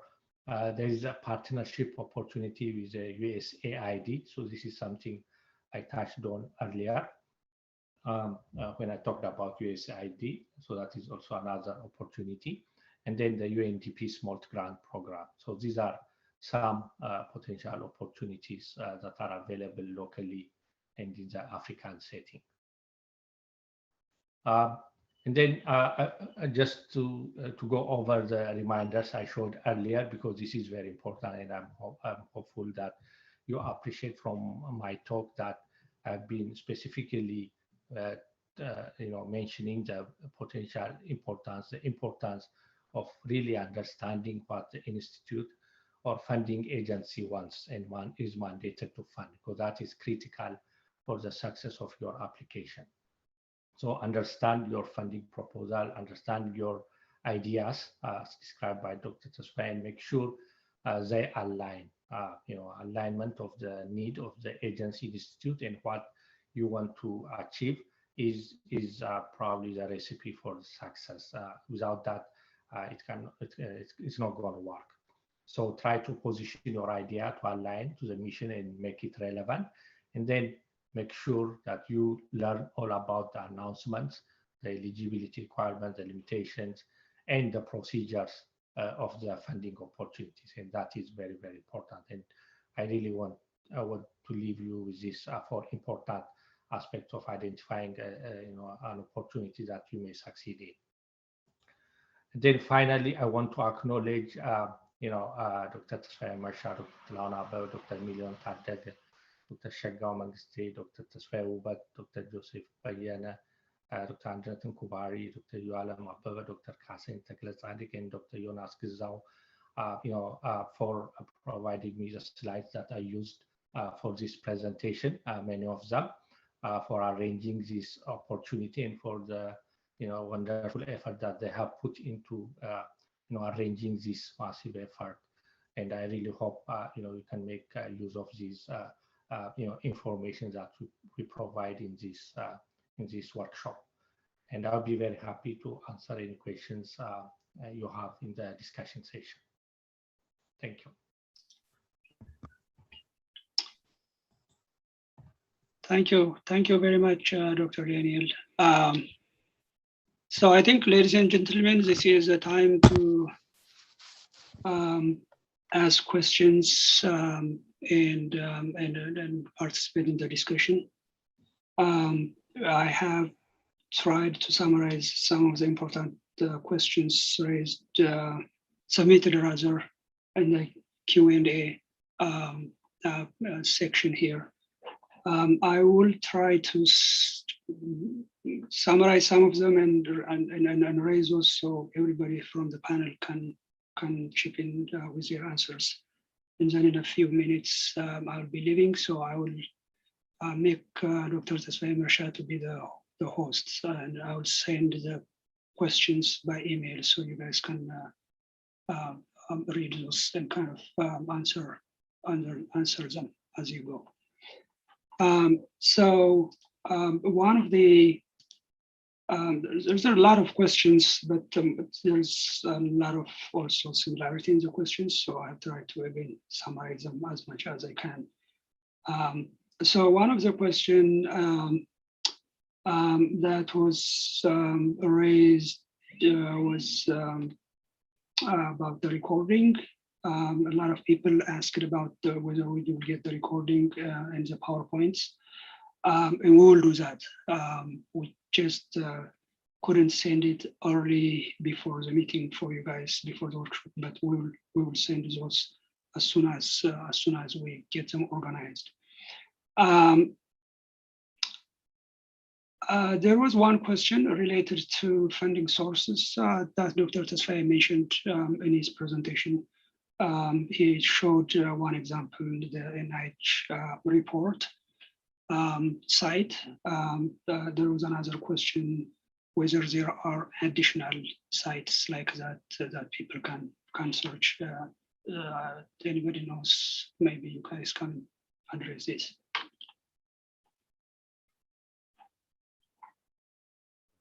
Yeah, I can start. That's the one way I provide is for NIH, and that's health related. I also see some comments in the chat, but what about other fields? So if you look NSF, they have also their own database. It depends which field you are. If you are European related projects, I'm sure Dr. Shaggaw may comment on that. There is another database. So each funding, especially the big one, they have their own database. If you want to the foundation like Bill and Melinda Gates, you need to go to their website. Actually, I send one about NIH. You can even register. They send you every time the new grant mechanisms announce it. So Bill Gates, I signed for Bill Gates website, and every month or every now and then they send me when there is a new announcement. You just need to sign and be in their mailing list. So the one I showed you is an example. Otherwise, if you look at the USDA, I'm sure they are their own. It depends which field you are, but for sure, maybe others can comment, but there is a lot of database to look at.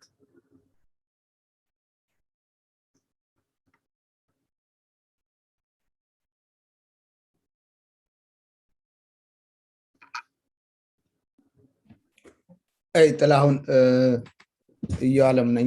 ጥያቄ ያየሁት ጥያቄ ያለ ያልተመለሰ እንደምን ዋላችሁ እንደምን አመሻችሁ። አንድ ኢምፖርታንት ጥያቄ ያለው asked by ፋንታሁን አየነው መኮንን. Where do you start? The question asking is, do you start by writing the grant itself, thinking about your own focus, or would you start by looking for the funding agencies? Where do you normally start in writing grants? That's the question he raised. And if you could address those. Yeah, Fantown is a very good question. I think the funders always, they have their own requirements, and you cannot fit whatever their requirement is, because you have your own expertise and your own career. So what I would like to say is, first, identify your strengths, and then cultivate your strengths and develop your idea. And then there's always somewhere your idea can fit. So it's always good to check, those funding agencies in your field, what they are looking for, and try to improve your publication record, collaboration teams, and everything. You can on the back end, you can really develop those relevant items to meet their demand. But eventually, it's your expertise, and you have to explore your own thought process and then go to the funding. But the funders are very diverse. For example, in NIH, National Institute of Health, I can submit to multiple funding or agencies depending my own my research focus. So if I focus on asthma and genetics, I go to NHLBI, like Daniel mentioned.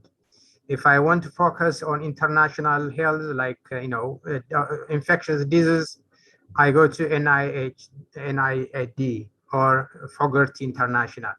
So, but it all has to come with your own expertise.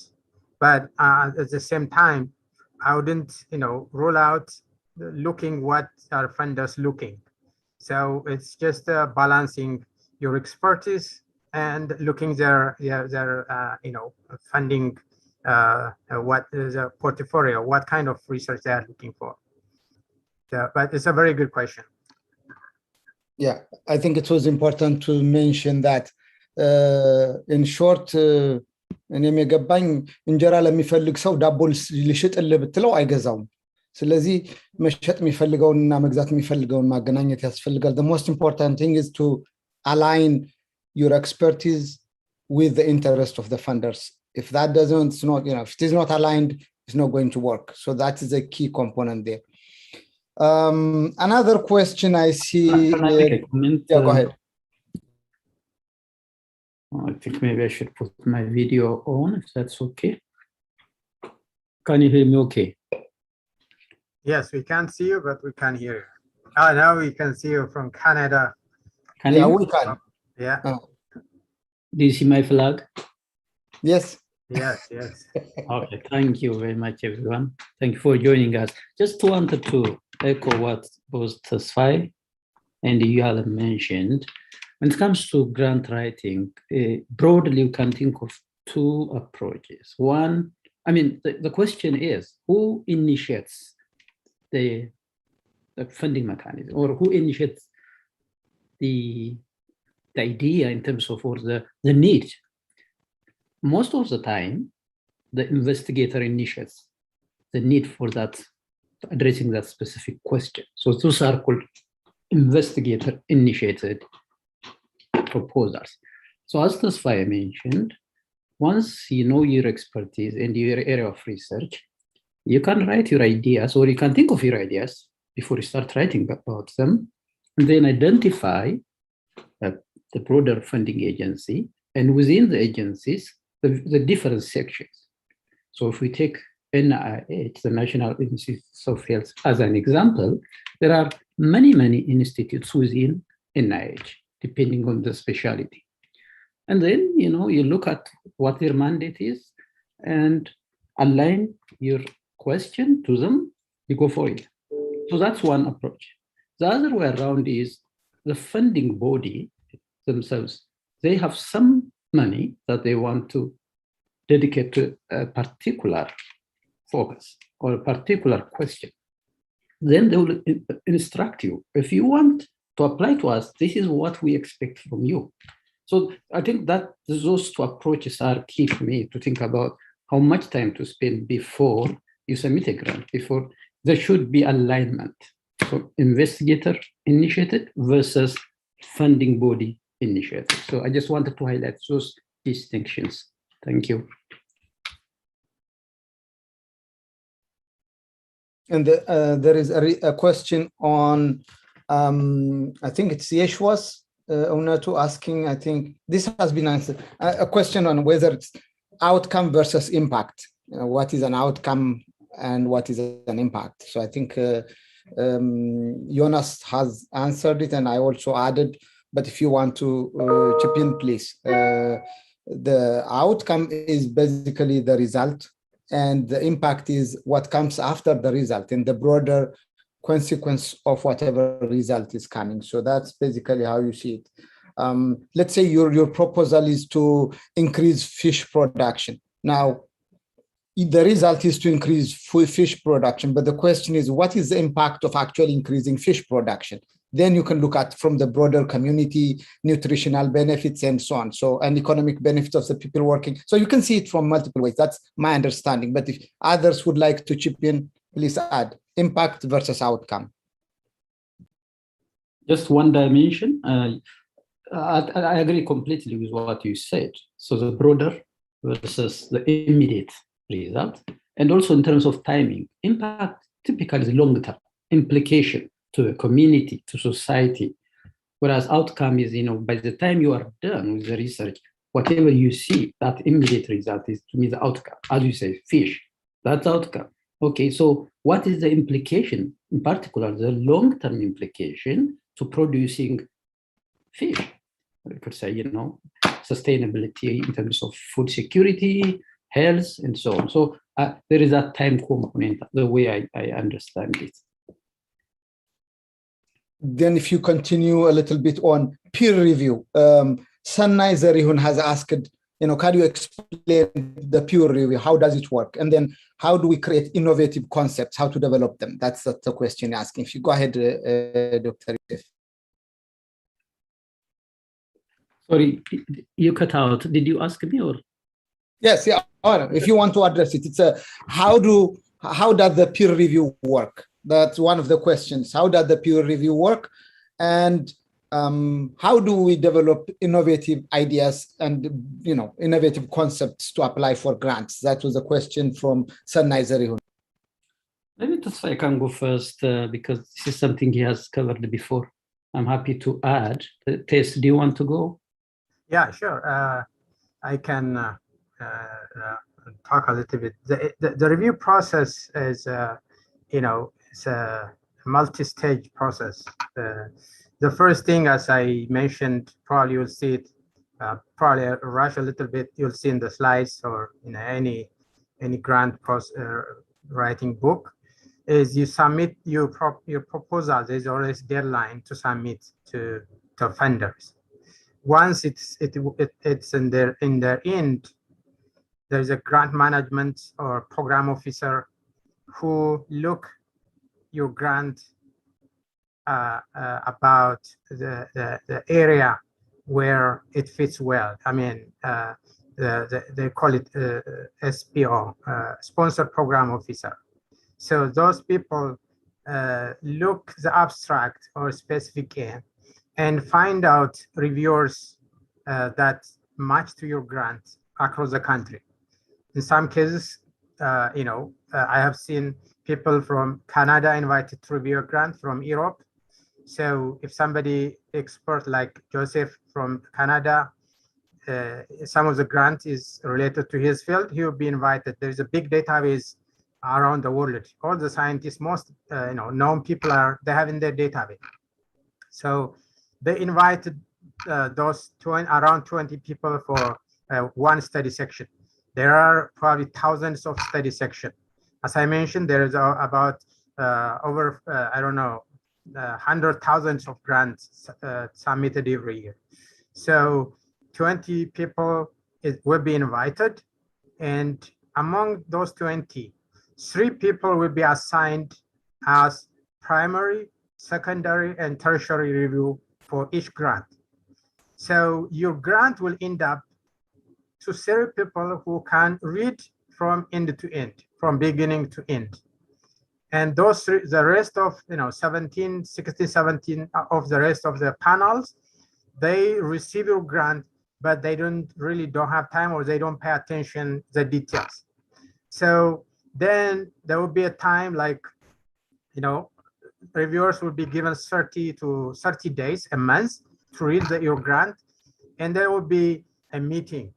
These days, as you all know, it will be like this in a Zoom. But in the past, we all get together at the NIH in Washington, D.C. for 2 or 3 days to review those grants. So your grant, first of all, the grant will be ranked based on the score those 3 people gives. It will be ranked from, best to worst. And then only the top 50% will be reviewed by 20 people in the meeting. So what happened is the reviewer who assigned as primary, the first one, will present in place of you. He will act like you. He presents, summarize your goal, your aim, everything, what you intend to do. That's why you have to communicate to where he understands to present your cause. And then he will address the weakness, the strengths, all what we discuss about, whether you mentioned the mutation or what's the alternative strategy as a writing, all these problems he will discuss. And the second reviewer will address it very briefly, not as extensive as the first one. And the third one will be asked if he has additional comment. If he has a new ideas, he will add on the first and second. Then once the 3 people discuss, it will be opened for the 20 people, the rest of, and including the 70 people. The 20 people all together discuss about your grant. The rest of the people will ask those 3 people about things that they are not clear enough, and they should defend in place of you. And then in the end, some may agree, some may not agree. And everybody is asked to, to score your grant again. The 3 people score it at the beginning. Now all the 20 people will score all together again, which is the final score. So that is the bottom line is, if you get the final score by 20 people, a good score, it will be on the funding side. But if the 20 people is not, persuaded by the discussion, then they will not be on the funding side. But there's a lot of details. I'm not going to go to the details. Maybe Joseph can add on that. I think that was a very comprehensive response, Tess. So I don't have much to add. Alan, I thought there was a second component to the question. Can you please remind us again? How to prepare and basically how to develop an innovative. Okay, the innovation part. Okay, so we will have more to say tomorrow when we discuss different components of a grant proposal. One of the key aspects is innovation. And maybe we can defer it to that, if that's okay. Or I mean, innovation, sometimes it may not be easy to define. I have more to say tomorrow, so that maybe I will leave it at that. But I think that's fine. If the person who asked this question is not coming back tomorrow, they can contact us. We'll provide them some answers, and they will get a copy of our slides from tomorrow as well.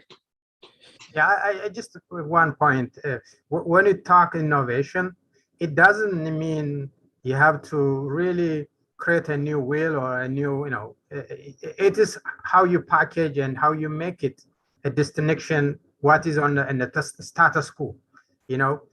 If people are, using the same methodology now and again, if you improve it an inch or a little bit, so it's innovation, the way things change. But as Joseph mentioned, you will discuss more, but don't take this word very seriously so that you don't think you have innovative idea. All what our ideas are innovative. It's just how we put it together.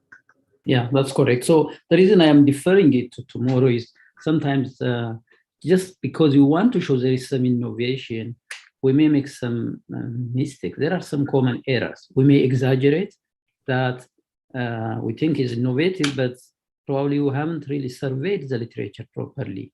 And the reviewer know what's innovative about it. You think it's innovative. So there is a fine line in terms of how we frame and how we sell this to our reviewers. So that's why I think we'll need to go a bit further tomorrow, and hopefully we'll have answer. Yeah, I think thank you. I think there is another question that says, the presentation seems to be a little bit skewed and focused more on natural sciences area.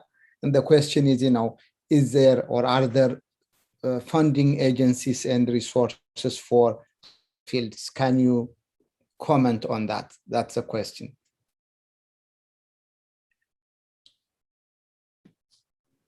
Yeah, go ahead. Sorry, Joseph, you want to go? Okay, I can say, I think at least from what I presented, it's more, how you really craft your proposal. It doesn't matter which field. There's a commonality in all areas of writing a grant. Idea, wherever you are in natural, social, or any field, it starts with idea. The idea, of course, would be subject specific. And then all these mechanics of grant writing, whether you are in a different field, it's just stay there. Of course, there is some specifics. We didn't address it here, but if there is an interest on that, we can even have a specific subject matter people to get on that. But maybe Joseph, you want to add on that? Just a little bit to add to what you said, Tess. It's unfortunate in a way because both Tesfaye and I happen to work in the health area. So most of our examples would probably end up being in that area. But by any means, that's not to indicate that there are no opportunities in different other disciplines. So for example, earlier, Dr. Daniel gave us a whole list of potential funders. And when I know it was too much maybe to digest in this presentation, but he's going to send you his slides. You'll see there's a wide variety of funders for pretty much every type of research you want to do, depending on your expertise and interest. So, for example, I can speak about the Canadian example. That's where I am. So what is called the Tri-Council, the three big funding agencies fall under health sciences, natural sciences, and social sciences and humanities. So these are the three big ones. But there are also other funding agencies as well. So definitely, if you see examples from us just repeatedly around health sciences or natural sciences, just because that's what we're interested in. But certainly there are other avenues, and I would encourage you to go through what Dr. Daniel presented in terms of opportunities. Thank you. Yeah, I think just to add to this, in the US, of course, health-related research is funded by the National Institute of Health, which is NIH, but fundamental research is funded by the National Science Foundation. Agricultural research is funded primarily by the USDA. environmental research is funded by the EPA, primarily EPA, or the state, what they call them, environmental and fisheries offices fund those research. Department of Energy funds most of the genomic sequencing of many organisms were funded by Department of Energy. And you can, even Homeland Security funds, development of computer systems, all kinds of, if you are interested in spyware and things like that, that's area where they do. So there are many funding agencies specialized in different areas. It's endless, really. You need to dig on the based on your interest. I am funded from the Department of Education, and my funding is purely on educational work. It's not natural sciences or social sciences. And then I have also funding from the National Science Foundation, really purely biology research. So you can get funded from multiple agencies, and it all depends on your ideas and your expertise and interest. So, and as I know, for example, USAID, at one point, I went on to talk to them at the US Embassy. What they are funding was childhood education, women and childhood education were the primary area they wanted to fund at that point. And if you had a proposal in childhood education and women, that's basically gender-related topics, that's what they would fund. And following what they fund every year, and their priority is key. But they do fund. I know the Bill's Foundation, Bill's Melinda Foundation, that's one of the areas they fund is, I don't know what they call it, the big idea. If you do more on malaria, that's the area where they fund. Malaria is funded, but also hunger and agriculture area. I know people are funded from Ethiopia on working on maize, working with other countries in I think like 3 or 4 countries in Africa. So depending on your interest, you actually can get funded. What I don't know is really purely like language funding and so on. I don't know. But education, if you are interested in education, there is, I'm sure, opportunity to get funded. And embassies in Ethiopia, by the way, also fund and link universities with funding agencies in their countries. A visit to the embassies would always help. What kind of funding do you have is a question you should ask always. And I think that's a good point to start. Just, Yoalam, very quickly, there was a question, a follow-up in the chat, asking, can you tell us about opportunities for engineering and technology? So from in the Canadian perspective, engineering and technology falls under that NSERC, N-S-E-R-C, that Dr. Daniel mentioned. So as I said, these are the 3 big funding agencies. CIHR is the Canadian Institutes of Health Research, just like the NIH in the US. NSERC, N-S-E-R-C, stands for the Natural Sciences Engineering Research Council. So engineers, technology researchers are also part of that. Probably my guess is the National Science Foundation, NSF, would also take engineers. Is that different in the US? Maybe one of you can clarify. I think STEM, science, engineering is within mathematics and so on are in one area, and that's STEM. And the STEM is funded, as long as you do fundamental research, National Science Foundation funds. And I don't know if this would be presented, but National Science Foundation has one program where if you, let's say you are a researcher in Ethiopia and you want to do a research on your specific area. And what you can do is simply go to the National Science Foundation website, nsf.gov, and go to the research area, search your research area, find the people funded in that area. You don't have to know them. If you email to those individuals and they agree to collaborate with you, you can actually submit a grant from within Ethiopia if they are willing to support, to send you a support letter. It is easier, of course, if they are Ethiopians and they understand some of the issues. So it is easy to search for Ethiopians, or at least some of them, who have some relationship with Ethiopia, but others are also willing to help. So find anyone, email them, explain what you do, and show you are interested. If they agree and support you, you can submit your proposal within Ethiopia into a different, I think the Academy of Sciences or some website. There is another website. The program is called, I think, PEER, P-E-E-R.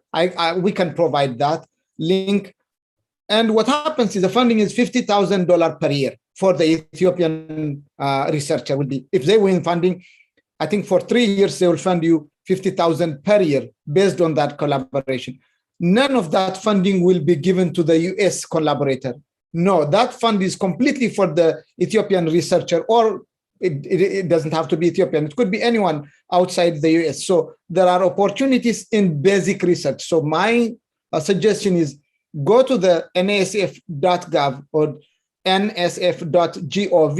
And then if you find someone who does research in your area, contact them, try to collaborate. And that way you can actually get funded and submit. So there are opportunities almost all in all fields. Dr. Yalam, there's one question actually that interested me, which states that idea theft ቢኖር የሚል አለ እንትን idea ይሰረቃል በዚህ ምክንያት የሚል. I think it's a very good question,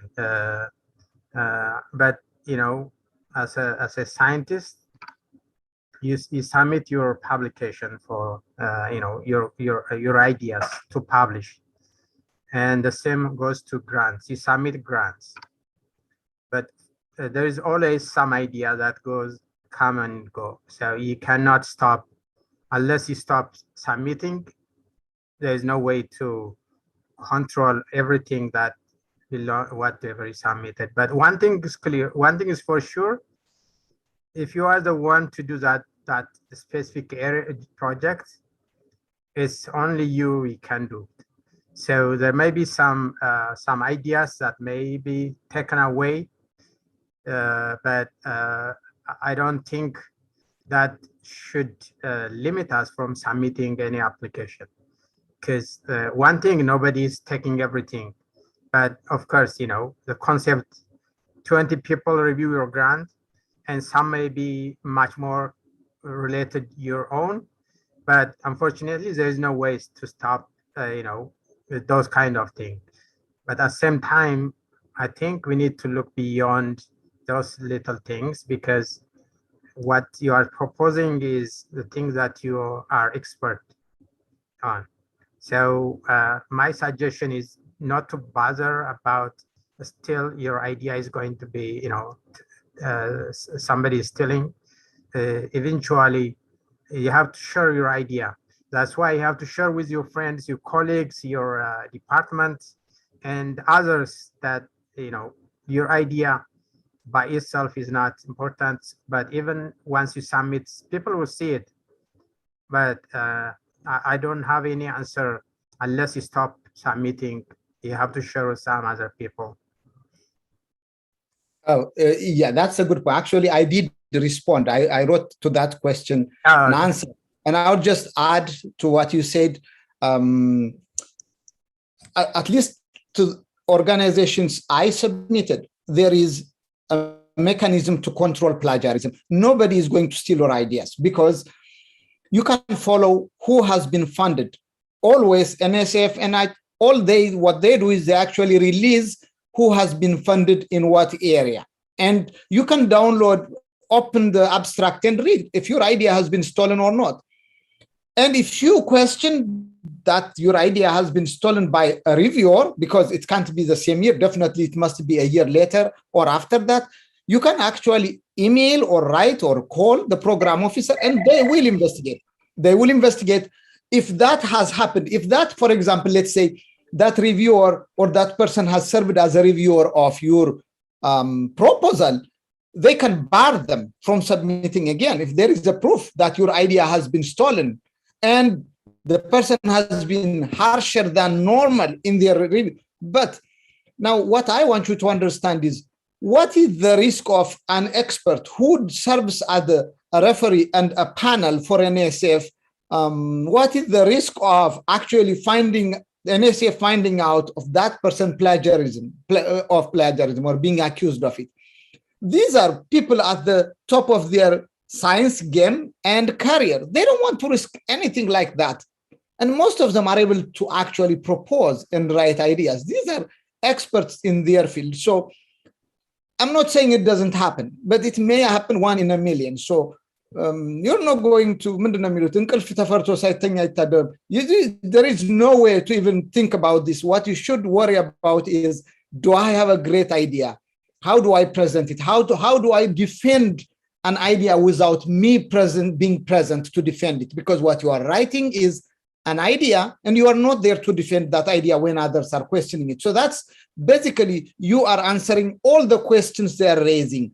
But I assure you, your ideas are not going to come from the sky. You are going to base it on published literature, which others have worked on. So it is simply a newer version of something that others have done. So I wouldn't worry about those issues at this level, honestly. And there is always a mechanism to, I know there is bias. A good idea may not be funded because of a number of reasons. There is very good evidence on that. But if you try hard, you will get funded, and I wouldn't worry about that. Yoalam, and the jail ከፍ ያለው ዳኛውና እንደው ለለውጥ የሚያክል በድምጽ ደግሞ ከተሳታፊዎች ሰምተን ጊዜ ካለ በነገራችን ላይ ጥያቄዎቹ መብዛታቸው ጥሩ ነው። ምናልባት ነገ ሰፋ ያለ ጊዜ ልናረግ እንችላለን ለውይይቱ እና እንዲያውም 2 ሰዎች አወጣዋል። እስኪ ብታስተናግዳቸው ከተቻለ ሰጀስሽን። ማን ነው ሆስቱ? አሁን ተስፋዬ መሰልከኝ። Can you give them access? ጃቸውል ፓርቲሲፓንት የሚለው ልክ ነው አያያቸው ነው። አቴንዲስ የሚላለና ከፍ ያለውና ከፍ ያለው ዳኛው እና ሁለቱም ከፍ ያለው ናቸው። አንደኛው ያለው ጌታው ነው። ከፍ ያለው ያለው ጌታውና በተሰጣቸው ብንሰማ ደስ ይለኛል ከነሱ። allow to talk ጌታውን ገብሬም እንግዳው ጊዜ ካላቸው ኦኬ ጌታውን ገብሬም አንስቶ ነበረ። I'm trying to find let me do that. I can actually allow to talk ከፍ ያለው okay ከፍ ያለው ተፈቀድክለት? I just said allow, but let me see more. I can now see him. Mute ላይ ነው ግን ከፍ ያለው ዳኛው mute ላይ ነው። ሚዩታችሁን አንሱ። Okay, let me open ማን ነው ሚዩት ያደርጋ? አሁን ከፍ ያለው is allowed. I just allowed him. Then already ተመልሶልኛል እኔ thank you. Okay.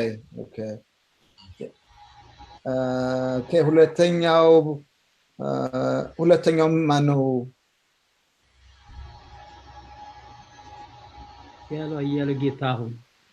አያሌው ጌታሁን ከፍ ያለው አያሌው ጌታሁን መናገር ከፈለክ ቀጥል። ግን ሚዩት ተመልሷል። እኔ ተመልሷል ያልኩት ነኝ። ሚዩት አድርገው መልሰ ሚዩት አድርገው የራስህን አድርግ። ከፍ ያለው እንዲያከሆነ አበባውን ልክፈትለት። Okay. Go ahead አበባው።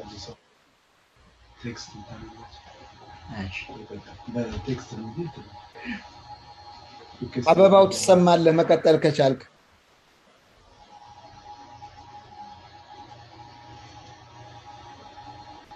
አይ በቃ አልቻለም። እንግዳው ሰዓቱ እየሄደ ስለሆነ የቀረ ጥያቄ ካለ ጨርሰውና give me a second. I think there was a question on I think difference between development research and I think development grant and research grant. This was asked by Shimelis Mohammed. What's the difference between development grant and the research grant? That's a question if you want to. Is Daniel there? Daniel ከፍ ያለው አያሌው ሚዩት አድርገው። ሚዩት ስላልሆነ አሁን የድምጽ ይሰማል። ከፍ ያለው አያሌው ፐርፌክት ሶሪ go ahead. Daniel ካለ ዳንኤል maybe ዳንኤል ወጣ። I have to leave the text ጻፈው። Okay. ቅድም በቻቱ ላይ ለመመለስ ሞክሬያለሁ። ፕሪንሲፕሎቹ እኮ በአብዛኛው ተመሳሳይ ናቸው። ግራንት ራይቲንግ በአብዛኛው ግን ለኔ ትልቁ ቅድም ተስፋዬም መጀመሪያ ብሎታል የፈንዲንግ ኤጀንሲውን ጋይዳንስ መከተል ነው። ለምሳሌ ዴቨሎፕመንታል ግራንት መስጠት የሚፈልግ ፈንዲንግ ኤጀንሲ እና ሪሰርች ግራንት የተለመደው ይሄን አይች አይነቱ ትንሽ ይለያያሉ በአቀራረብም፣ ግን ትልቁን ፒክቸር ካየ ነው ራሽናሉ፣ ባክግራውንዱ፣ ሜቶዶሎጂው፣ ሲግኒፊካንሱ፣ ኢምፓክት እነኚህ ኮመን ናቸው። ስለዚህ እኔም ብዬ ነበር የመለስኩለት ቢግ ፒክቸሩን ካየ ነው ብዙ ተመሳሳይነት አላቸው። አንዳንድ ደግሞ ስፔሲፊክ የሆኑ ነገሮች ፊቸሮች ይኖራሉ። እነሱን ማወቅ የሚቻለው ኮል ፎር ፕሮፖዛሉን በደንብ በማየት በማንበብ ላይም ባላይም በማንበብ እና ምን እንደሚፈለገው በመመለስ ነው የሚል ነበር የመለስኩለት። መጨመር የሚፈልግ ካለ ተስፋዬ ወይንም እያለም? Yeah, let me add a little more. I think that's right. ጥሩ ያልከው በጣም ተገቢ ነው። ከዛ በተጨማሪ እኔ የምጨምረው ምንድነው research you have a specific hypothesis to test. Development ግን ሶሳይቲያል የሆነ ኢንክሪመንታል የሆነ ቼንጅ የምታመጣው ነገር ኢሚዲየት ሃይፖቴሲስ ላይኖርህ ይችላል። ግን በሪሰርች በአብዛኛው በቤዚክ ሆነ ሪሰርቾች you have something in mind to achieve at certain point that you can test. Development ግን ኢንክሪመንታል የሆነ ሶሳይቲ ሌቭል እሱን ኢቫሉዌት አድርገህ የምታገኘው ውጤቱ it may be long term, immediate በ5 ዓመት ማታመጣው ሊሆን ይችላል እና it's all the way you frame it in the grant writing. What are funders ለምሳሌ አንዳንድ ፈንዲንጎች እዚህ አሁን racial difference ካለ በምንድን ነው ቤዚክ ፋውንዴሽናል የሆነ ሶሳይታል ኮሚኒቲ ዴቨሎፕመንታል የሆኑ አሉ። እነሱ ኢሚዲየት መልስ የላቸው ግን እንደ ለኮሚኒቲው ለሶሳይቲው ሎንግ ተርም ኢምፓክትፉል ሊሆኑ ይችላል እና it's the way you frame at the and based on the funders. እሱን ለመጨመር Thank you. Yeah, I just posted the link for the peer, the one that I just indicated, the NSF, where you can apply partnership for enhanced engagement in research. That is the most important part for, I think, to start with for young researchers from Ethiopia. So I just posted it on the chat area so they can have it. Okay, let me see the other question I saw was, there is a simple question that says, can you explain between the difference writing a thesis and writing a grant proposal? What is the difference? And another one says, can we actually basically demand the funding agencies to give us the call? Let's say, because it takes a year to write, can I have and can I require or demand this to receive the call a year ahead? And normally my answer is you cannot demand anything. They have the money, and what you need to do is follow the guideline and submit your proposal. So as far as I know, they will release it when they are ready, and you have to actually receive it and plan according to their deadline. You cannot give them a deadline. And they are very strict. If they say on this day 5 p.m., the computer closes at 5 p.m. So there is no negotiation after that. So I don't think that's possible. Now, in terms of thesis and grant writing or proposals, anybody who wants to chip in on this? I will try. I will start actually from the. Go ahead. Thesis versus research grant proposal. Yes, both of them entail doing research. And doing research means there are key elements or components that should be incorporated into the research. What is the question we're trying to address? Why is it important? What do we know about that question? Because it's very unlikely that someone comes up just with a completely new idea that has never been done before. I'm not saying it will never happen, but unlikely. Most of us build on other work. So we have to have a clear idea of what is known and what remains to be explored. What are the gaps? And then you have to have a good overarching objectives goal, specific aims, appropriate methodology, approaches, and so on. So if you think up from that perspective, both thesis and grant proposal are similar. However, both the way we deliver them, the presentation, as well as the framing, and also in terms of, they depend on, for example, funding agency, instructions, and so on. Even theses vary from university to university, from department to department. So the big picture is similar. The actual implementation and following guidelines could be different. So to me, that's how I see those. The similarities to me more than the differences in terms of the science part. I don't know if Tess, you want to add? No, that's really a good response. Thesis is a free flow. You convince your mentors, maybe 2-3 people. Grant, you are convincing, and with achievable goals and deliverables. And thesis, the impact, it's more of how your career about your science. It's not about the impact that, it has a different focus in my view. And I think the Professor Joseph tomorrow will go through the different steps. Maybe you will have more idea.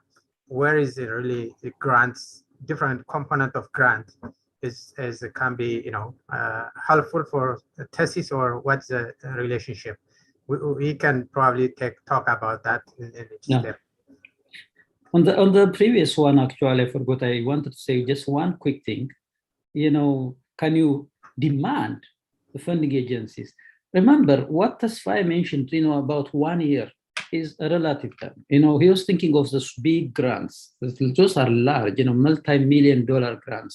Those take time, and the funding bodies know that too. So the call will be posted way in advance to give you enough time to prepare. But that does not mean there are no times where the funding agency will give you only 3 months, not a year. But for those type of grants, the requirement is also is not as big as the other one. So they know, and they are also aware that scientists are not just writing only grants. They have other things. They teach courses. They write papers. So they take all this into account. So trust me, you don't need to go back and demand them to change it or to tell you in advance. They know that already. So I think as soon as you get that posting, start working on it, and you should have sufficient time if you start early. So I just wanted to add that to what Yuvalem said earlier. Yeah, and as far as you have idea, you don't need to wait about the calls to come out. You just write your grant, and it's always easy to modify, to reshuffle things around so that you can, be on time. So you don't need to start day one and then, for the 3 months. Probably you have already documented everything, and then by the time you have the call, it could be 3-4 months, but you have already your homework. So it doesn't mean, as a researcher, as a, interested in grant, you always need to write. Idea by itself is not going to work. That's why you need to put on paper, and there's a way you can reshuffle one idea to different multiple grants. So it's just to give you a time of thinking in that perspective. You are muted, sir. Yeah. Sorry, Makwanant raised his hand. So if you would like, I have already given you the permission to speak. So if you could unmute and speak.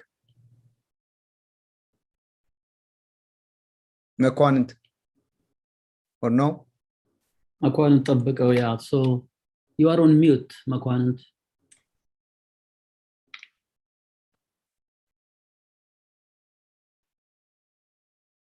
When? It's already answered. I can jump. Okay. Then I think we have only one, Ayano Asafa, and I think that's the last person. Probably we should. So if you want to say Ayano, ask your question? Can you mute Makwanant in the meantime?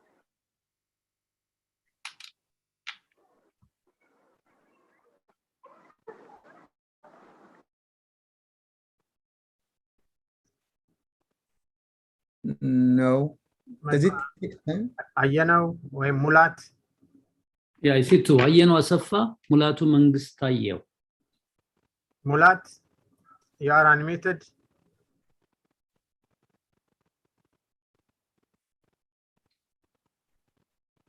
When you are when you are allowed, please unmute yourself. Mulatu, if you unmute yourself, you can talk. The same with Makwanan, the same with Kafialo. Oh no, Kafialo is. There is another Fizum. Fizum,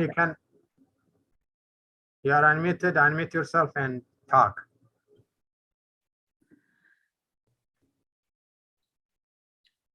I think there is a misunderstanding. ፈቃድ እንደተሰጣችሁ አንሚዩት ማድረግ አለባችሁ። I just I asked them to unmute all of them. They should see it on their screen. Okay, yeah, go ahead. እሺ አመሰግናለሁኝ። ፍጹም እባላለሁ ከባህር ዳር ዩኒቨርሲቲ ነው። ስከታተል ነበር የተሰጠውን ትምህርት። እኔ መጠየቅ የምፈልገው ምንድነው ሪሰርች ሲጻፍና ግራንት ሲጻፍ የራሳቸው ሂደቶች አላቸው። ሪሰርች የሚጻፍበት የራሱ ሂደት አለው። ግራንትን በብዛት ሲጻፍ ያ ድርጅት ወይ ደግሞ ፈንድ የሚሰጠው አካል የሚያወጣው የራሱ ክራይቴሪያ አለና ከዚህ ቀደምም የተወሰኑ ግራንቶችን ለመጻፍ ሞክረን በተለይ ይሄ የኤራስሙስ ካፓሲቲ ቢልዲንግ ኢን ሃየር ኤዱኬሽን የሚል ከኢትዮጵያ ያሉ ዩኒቨርሲቲዎች እና ከኢሮፕ ያሉ ዩኒቨርሲቲዎች በጋራ በመቀናጀት ለሶስት አፕላይ አድርገን ነበር እና አፕላይ ካደረግን በኋላ የተሰጠን ውጤት የመጀመሪያውን ዙር አልፈን ሁለተኛ ላይ በሚደረገው የምርጫ ሂደት ወድቃቸዋል በሚል በተመሳሳይ ለሶስት ሳይሳካልን ቀርቷልና እዛ ላይ እስቲ ሜቢ በምን አይነት ሂደት ብንሄድ ነው ለወደፊት ማሸነፍ ምንችለው? በእናንተ በኩልስ እንደዛ አይነት ግራንቶች ላይ ስፔሲፊክ ሆኖ እገዛ የሚደረግልን ከሆነ የሚል ጥያቄ ለመጠየቅ ነው። አመሰግናለሁ።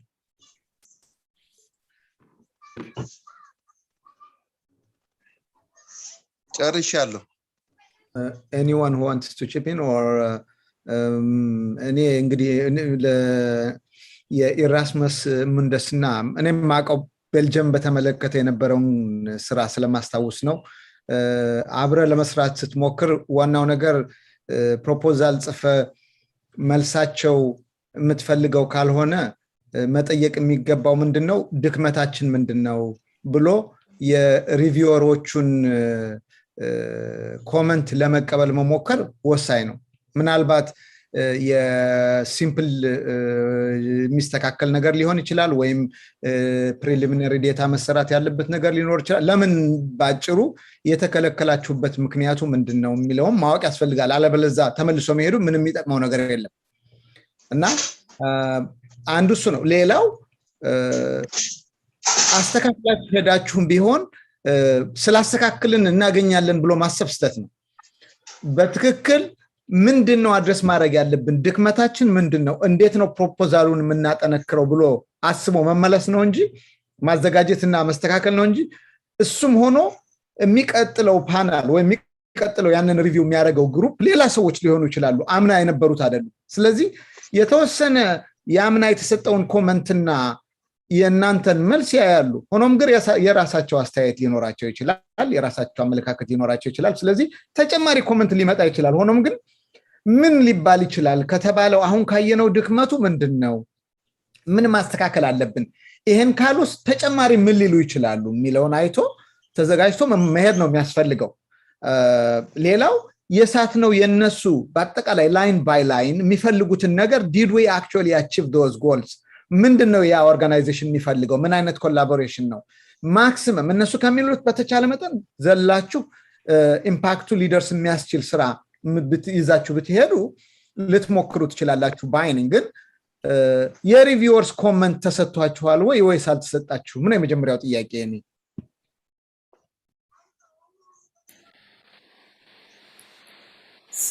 ዮሐን ምናልባት እዛ ላይ መጨመር ከፈቀድክልኝ go ahead ኦኬ ተስፋዬ ነኝ ሰላም ለሁላችሁም እያዳመጥኩ ነበር ፕሬዘንቴሽኖችን በሙሉ ያው እኔ ጀርመን ስላለሁኝ ሪሰርች ተቋም ውስጥ በሆነም ኤራዝሙስ ተሳታፊ አይደለንም እኛ ከዩኒቨርሲቲዎች ጋር የሚደረግ ስለሆነ ማለት ነውና የዩሮፒያን የሪቪው ፕሮሰሱ ልክ አሁን ይዋለም እንዳለው ነው የተለያዩ ሌቭሎች አሏቸው ስቴጅ 1 ስቴጅ 2 እና ፋይናል ስቴጅ የሚባል ነገር አለ ፕሪሊሚናሪ ስክሪኒንጎች አሉ በተለያየ ሌቭል ላይ ግን መጨረሻ ላይ ኳሊፋይድ አይደላችሁም ስትባሉ የሚሰጣችሁ መልስ አለ የሪቪውሮች ኮሜንት ልክ ፔፐርስ ሪቪው ሲደረግ እንደሚሰጠው ማለት ነው አንደኛ እሱን የሪቪውር ኮሜንት አግኝተሃል ወይ ምክንያቱም የቲሙን ሊድ ያደርግ የነበረ ዩኒቨርሲቲ ፕሮፌሰር ነው ያንን ኖርማሊ የሚያገኘውና እሱን ለእናንተ ሼር አድርጓችኋል ወይ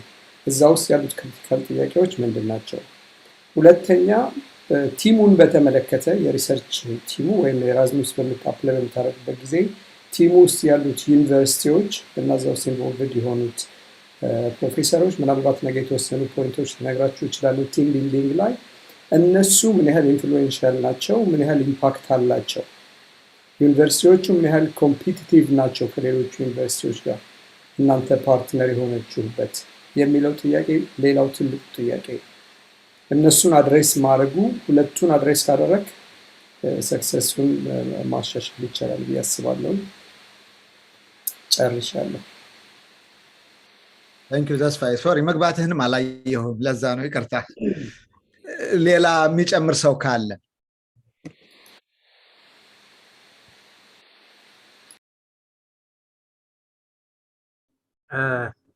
እንደን ከለላ አይ ቲንክ ሰዓታችንም እየሄደ ስለሆነ ሰው እንዳይል አዎ ደሞ ብዙዎቹ አክቹአሊ አሳጥራችሁ 5 ቢያልቅልን በማለት ቢሮ ነው ኢንተርኔታችን እያሉ ስለነበር አዎ ተገቢ ነው ስለዚህ ለዛሬው ወደ ተስፋዬ ለመልስ እንግዲህ አድሬስ አድርገውና ብትዘጋው ጥሩ ነው ያ I think still ብዙ ሰው አለ ይሄ የሚያሳየው በጣም ኢንተረስት እንዳለ ነው እኛም በጣም ጥሩ ኤነርጂ ነው የሆነ እንደዚህ ሰው ኢንተረስት በማደሩ በጣም በሁላችን ደስተኛ ነን እስካሁን ግን የዛሬው ኢንትሮዳክተሪ ነው ነገ ደግሞ ከዚህ የበለጠ ፕሮግራም ነው የተዘጋጀው በተለይ የግራንት ሜካኒዝም ኮምፖነንት ኦፍ the each grant component step by step ስለሚሆን በተቻለ ሁላችሁም ያላችሁም ያልሰሙትንም ብትነግሯቸው በጣም ሲዝንድ በሆነ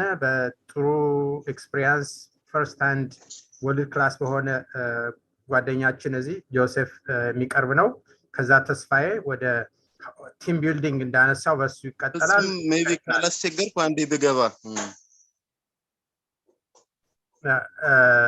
ኦኬ ለአንድ ደቂቃ አስተያየት ልስጥ አሁን በተሰጠበት ላይ ኦኬ አጠራ አድርገህ ያው ብዙ ሰው እንደሚያለፍ ነው እሺ የኛ አፕላይ ያደረግነው 6 የኢትዮጵያ ዩኒቨርሲቲዎችና 4 ከኢሮፕ ከተርኪ ከግሪክ እና ከሮማኒያ የተወከሉ ፓርትነሮች አንድ ላይ አጠቃላይ 10 ዩኒቨርሲቲዎች ነንና ምላሽ ሰጥተውናል ለሶስት ተከታታይ ጊዜ ነው አፕላይ ያደረግነው ለሶስቱም ተከታታይ ጊዜ አፕላይ ያደረግንበትን ምላሽ ሰጥተውናል እንደውም ሶስተኛ ላይ የሰጡን ምላሽ ትክክል አይደለም ብለን ሌጋል ሬሜዲስ ወይም ደግሞ ቅሬታ አቅርበን በዛ ላይ ምላሽ ለሁለተኛ ጊዜ የሰጡበት ሂደት ነው ያለውና ዲቴል እነሱ ያሉንን በተደጋጋሚ ያስተካከልን ብንልክም ሰክሰስፉል ልንሆን አልቻልንም ምክንያቱም እንደውም ምን አሰብን ይሄ ኤራዝሙስ የሚባለው አፍሪካን ማገዝ የሚፈልግ ተቋም አይደለም የሚል ሴንስ ነው ያዝነው ዳታውን ስናይ ከዚህ ቀደም በኤራዝሙስ ካፓሲቲ ቢልዲንግ ኢን ሃየር ኤዱኬሽን እንደ አፍሪካ ያሸነፈ ተቋም የለም እኛም ለመጀመሪያ ጊዜ ነው ባህር ዳር ዩኒቨርሲቲ ራሱን ወክሎ ሌሎቹን ከስሮ ፓርትነር ያረጋ አፕላይ ያረጋውና የሚጎለን ነገር ያለ ብዬ አላስብም ያው ላይጠፋ ይችላል ግን በእናንተ በኩል ሜቢ እነዚህን ዶክመንቶችም ልከን አይታችሁ ሜቢ ዶክመንቱን መላክ ይችላል በኢሜል አይታችሁ ክፍተቶችንም ሚቻል ከሆነ እገዛ ብታረጉልን በጣም በተደጋጋሚ ለ3 አመት የለፋንበት ዶክመንት በእጃችን ስላለ ትንሽ ቴክኒካል ኬዞች የሚጎሉት ከሆነ ብታግዙን የሚል አስተያየት አለኝ እሺ አመሰግናለሁ ያ በጣም ጥሩ ነው አይ ቲንክ የተናገርከው ጥሩ ነው ያለው ዶክመንት በተለይ ሪቪወሮች ያሉትን እናንተ እንዴት ሪስፖንድ እንዴት አድሬስ እንዳረጋችሁ እሱም ብናይ ያለው ሰው እዚ ኤክስፐሪንስ በዛ ላይ የሰራ ነው ስለዚህ ኩዊክሊ አይተን መመለስ እንችላለን እና በሱ እናቁመው አይ ቲንክ ጥሩ ነገር ነው የሰራችሁት ሌላው ነገር ግን በመስራታችሁ ደስተኛ መሆን ነው እንጂ ስለማይሰጡ ነው ስላልፈለጉ ነው የሚለው አይዲያ ውስጥ ከገባችሁ ሌላ መለወጥ አይመጣም ስለዚህ you need to be really በመሞከር ነው ውጤት የሚያመጣው ስለዚህ ለወደፊት ለበለጠ ለመስራት መትጋት ነው እና ግን ሐሳብ ጥሩ ነው አንዲት ነገር ልጨምር እዚህ ላይ ኢሜይልም ሼር ብታረጉን ለመላክ እንዲመቸን ሜቢ ሶስት ነገር እንዲያው ነው ኢሜይል ለተባለው አይ ቲንክ የሁላችንም እዚህ የምንሳተፈው ኢሜይል ቢላክላቸው ጥሩ ነው ከዶክመንቶቹ ጋር ያ በየግልም ጥያቄ ሊኖራቸው ይችላል እንደያቀረብነው በግሩፕ አፕሮች ሊያደርጉን ስለሚችሉ ኢሜይላችን ቢኖረው እሱ ጥሩ ነው ሁለተኛው አሁን ብንልክላችሁና ትንሽ ፊድባክ ብትሰጡን ለተባለው በጣም ደስ ይለናል ካሁን በፊትም ትንሽ እየሞከርን ነበር ግን ማለት የምፈልገው እኛም አድርገን ፊድባክ መስጠተን ልክ የራሳችን ግራንት ሪጀክት እንደሚደረገው 100% ይሆናል ማለት አለ ሪጀክት ልንሆን እንችላለን ይሄ ላይፍ ኦፍ ሪሰርቸር ይሄ ነው ፔፐር ልከን ፔፐር ሪጀክት ይደረጋል ግራንት ልከን ግራንት ሪጀክት ይደረጋል ቅድም ተስፋዬ ብሎታል never give up we never give up ደግሞ የተጻፈ ነገር ቤት አያጣ ፔፐርም ይሁን ፔፐር ጽፌ ልኬው ሁለት የሶስት ጊዜ ሪጀክትድ ቢሆን አንድ ወቅት ላይ ግን ይሆን ጆርናል ላይ ይወጣል እንትም ግራንትም ይሄ ነው ኢንቨስትመንቱ እንደ ጠፋ አይደለም የሚቆጠረውና ኢሜይላችን ይኖራችኋል ደስ ይለናል ፊድባክ መስጠት ፊድባክ ሰጥተንም ግን ላናገኝ እንችላለን ግን ተስፋ አንቆርጥ እንደዛ ብዬ ለመጨመር ነው ታንክ ዩ በጣም ጥሩ ኮንክሉዥን ነው እና በዚህ የዛሬውን እንዘጋለን ሁላችሁንም እናመሰግናለን እንግዲህ ነገ ደግሞ ቀዳሜ ነው አይ ነው ግን ሁላችንም ተገናኝተን እንማማርበት ጊዜ ይሆናል በቸር ይግጠመን ነው የምለው እንግዲህ ተጨማሪ ካለለ ከዩአለም